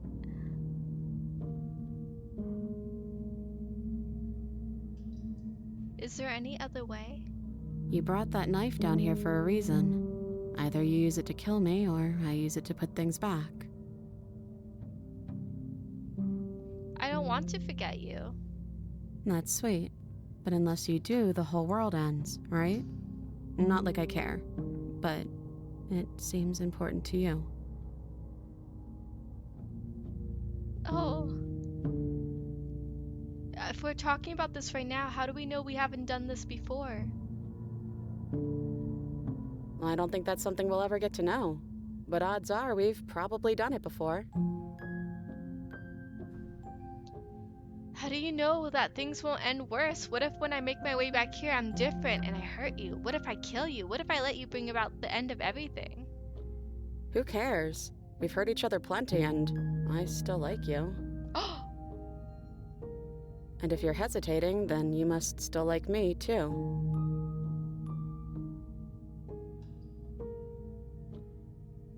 We'd have to decide to do this every single time forever. Eventually something is going to be different. What if we change our minds?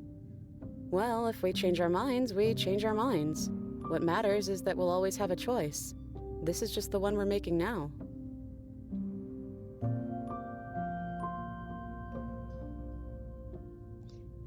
This isn't fair. I want to be here with you. I don't want to be alone again. Neither do I. But we won't be alone for long. I'll be right here, waiting for you.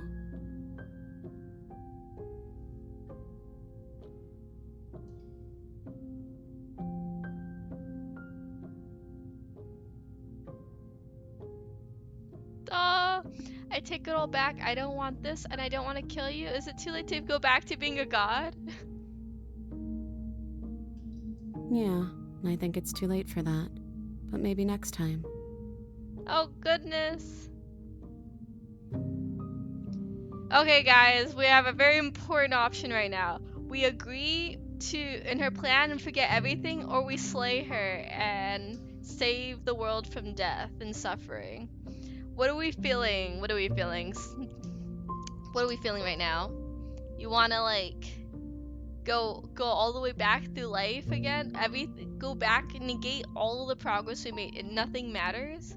Or we end death forever for all the people and all the worlds. No more suffering and pain. Blissful happiness without that sort of change. Will it actually go back? That's what we're gonna find out when we make our choice. What happens? Like, will you have to play a game? I mean, that's what's implied.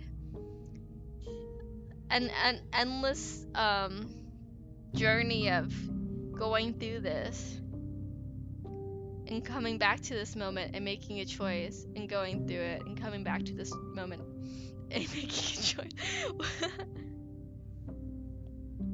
Oh, you know what I'll do? I'll make a poll. Let me make a poll. Why am I asking you when you guys can just make votes? Let's do that. New poll.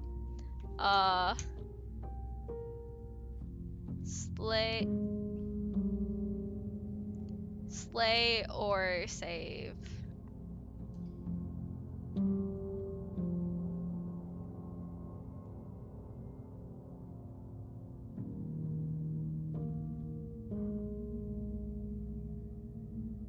Do you guys see it? Well, there's 2 slays, so I'm only gonna I would choose the dialogue option. Okay, guys, this is a very important moment. You can't mess up this vote.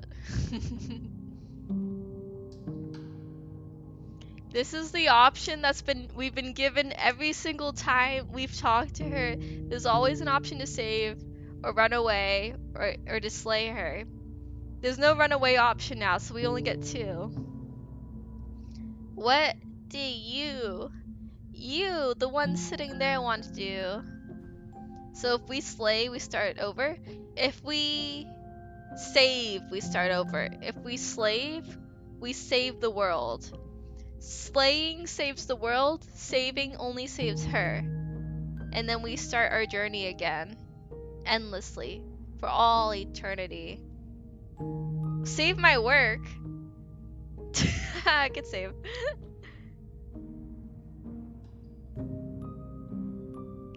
I think I saved right before we chose not to become divine, so we can always come back to that one day. What? What are you saying, Trindar? If we save, slay, save. It's all very similar sounds. Sorry. Let's see. You know, I don't know what to tell you. Alright, so I'm looking at the votes currently. We're like over halfway done with the time. We have literally 5 votes for saving. I feel like that's the option you all have chosen. No votes for slaying. Very interesting. Very interesting. I will end the poll early. We won't drag this out. If I can figure out how to end it early. I can't figure it out. But wait. You want me to slay anyway? Would that be funny? If I made a poll and let you guys have a choice and I just did my own thing? The illusion of choice.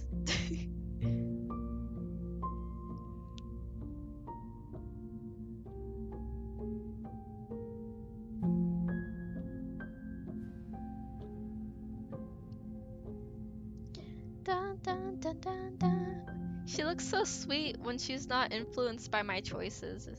She's just like, actually, she's kind of like a blank slate right now. The original her, right? Yeah, 100% to save. We will not kill her. Oh, just kidding. Okay, then let's do it. I believe in us. Oh yeah, caps locked. If you wanted to kill everything always, you should have voted. Voting is the only way to make change. Okay, if this is your choice, then I have your back. I guess I'll see you on the other side.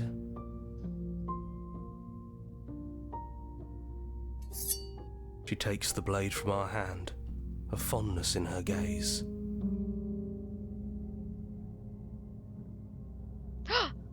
Oh my gosh. Oh my goodness. What do we say? Do I make another poll?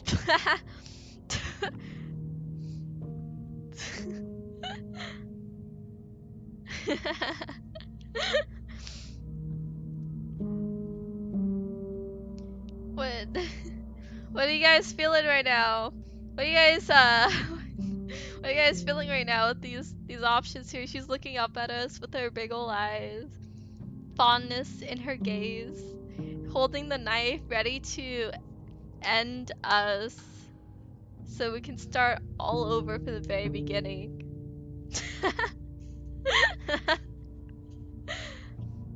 Imagine I say nothing.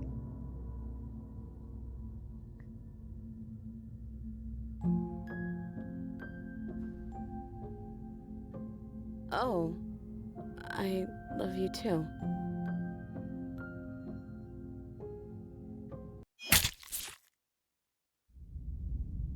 Check the one, the hero and the princess. Ayo, ayo, ayo. You're on a path in the woods, and at the end of that path is a cabin.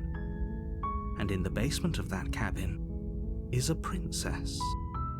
You're here to slay her. If you don't, it will be the end of the world.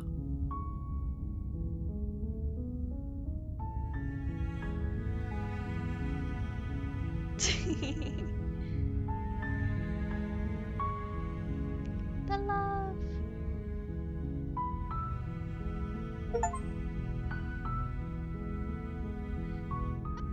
Oh my goodness, that's the end. Credits.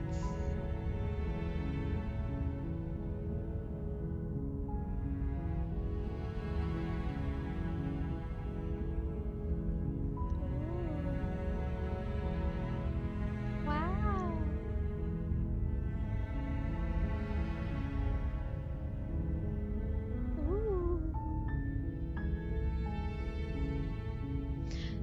We didn't mess up, Caps. We made a choice. And so our journey continues. It's not a mess up, it's a choice we made. What a fever dream of a stream. It's a dance of death, love, forever. You assume that's the best ending you can get? No, I got a better ending my first playthrough. I got a way better ending. If, in my opinion.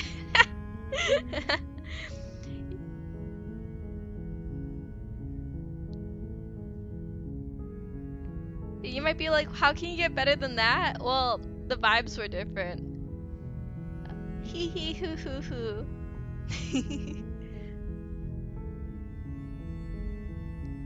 Oh, cute. Little creatures.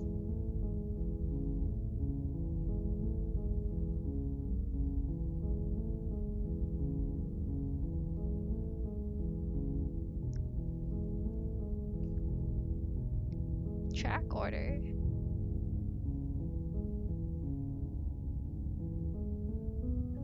Oh, Jindor, it can be better. Oh.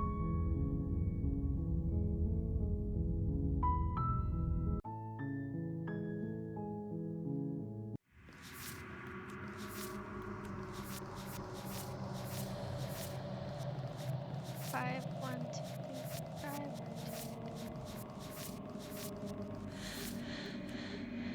I'd have to play this like 4 more times to get all the endings.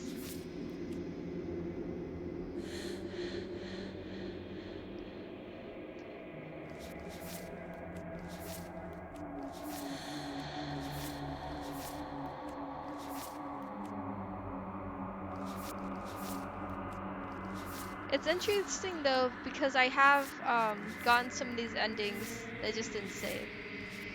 I don't think they had this memories thing before though. I don't remember it. Very cool. You watched another stream before this one? It was way more disturbing? What do you mean it was more disturbing? Are they actually good at being evil? Am I not good at being evil? We started out being evil, but every time I hear the voice of the hero, I'm like, my heart, my heart shifts. I'm like, oh, hero. It's hard not to follow you. Ah.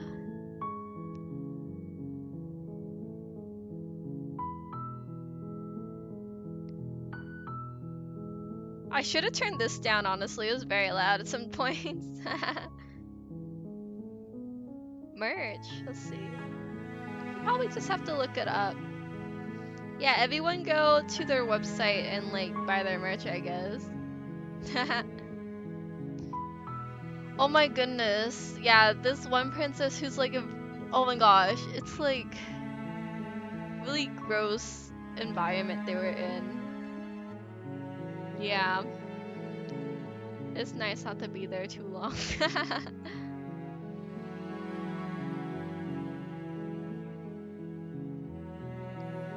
Ooh, okay. So a bunch of people I follow are streaming right now. Do you guys want to go to an art stream or go to watch Zelda Wind Waker?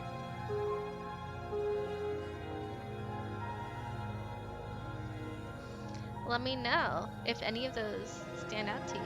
Art? Zelda Wind Waker. Trinder is going to sleep. That's fair. It's very late for you.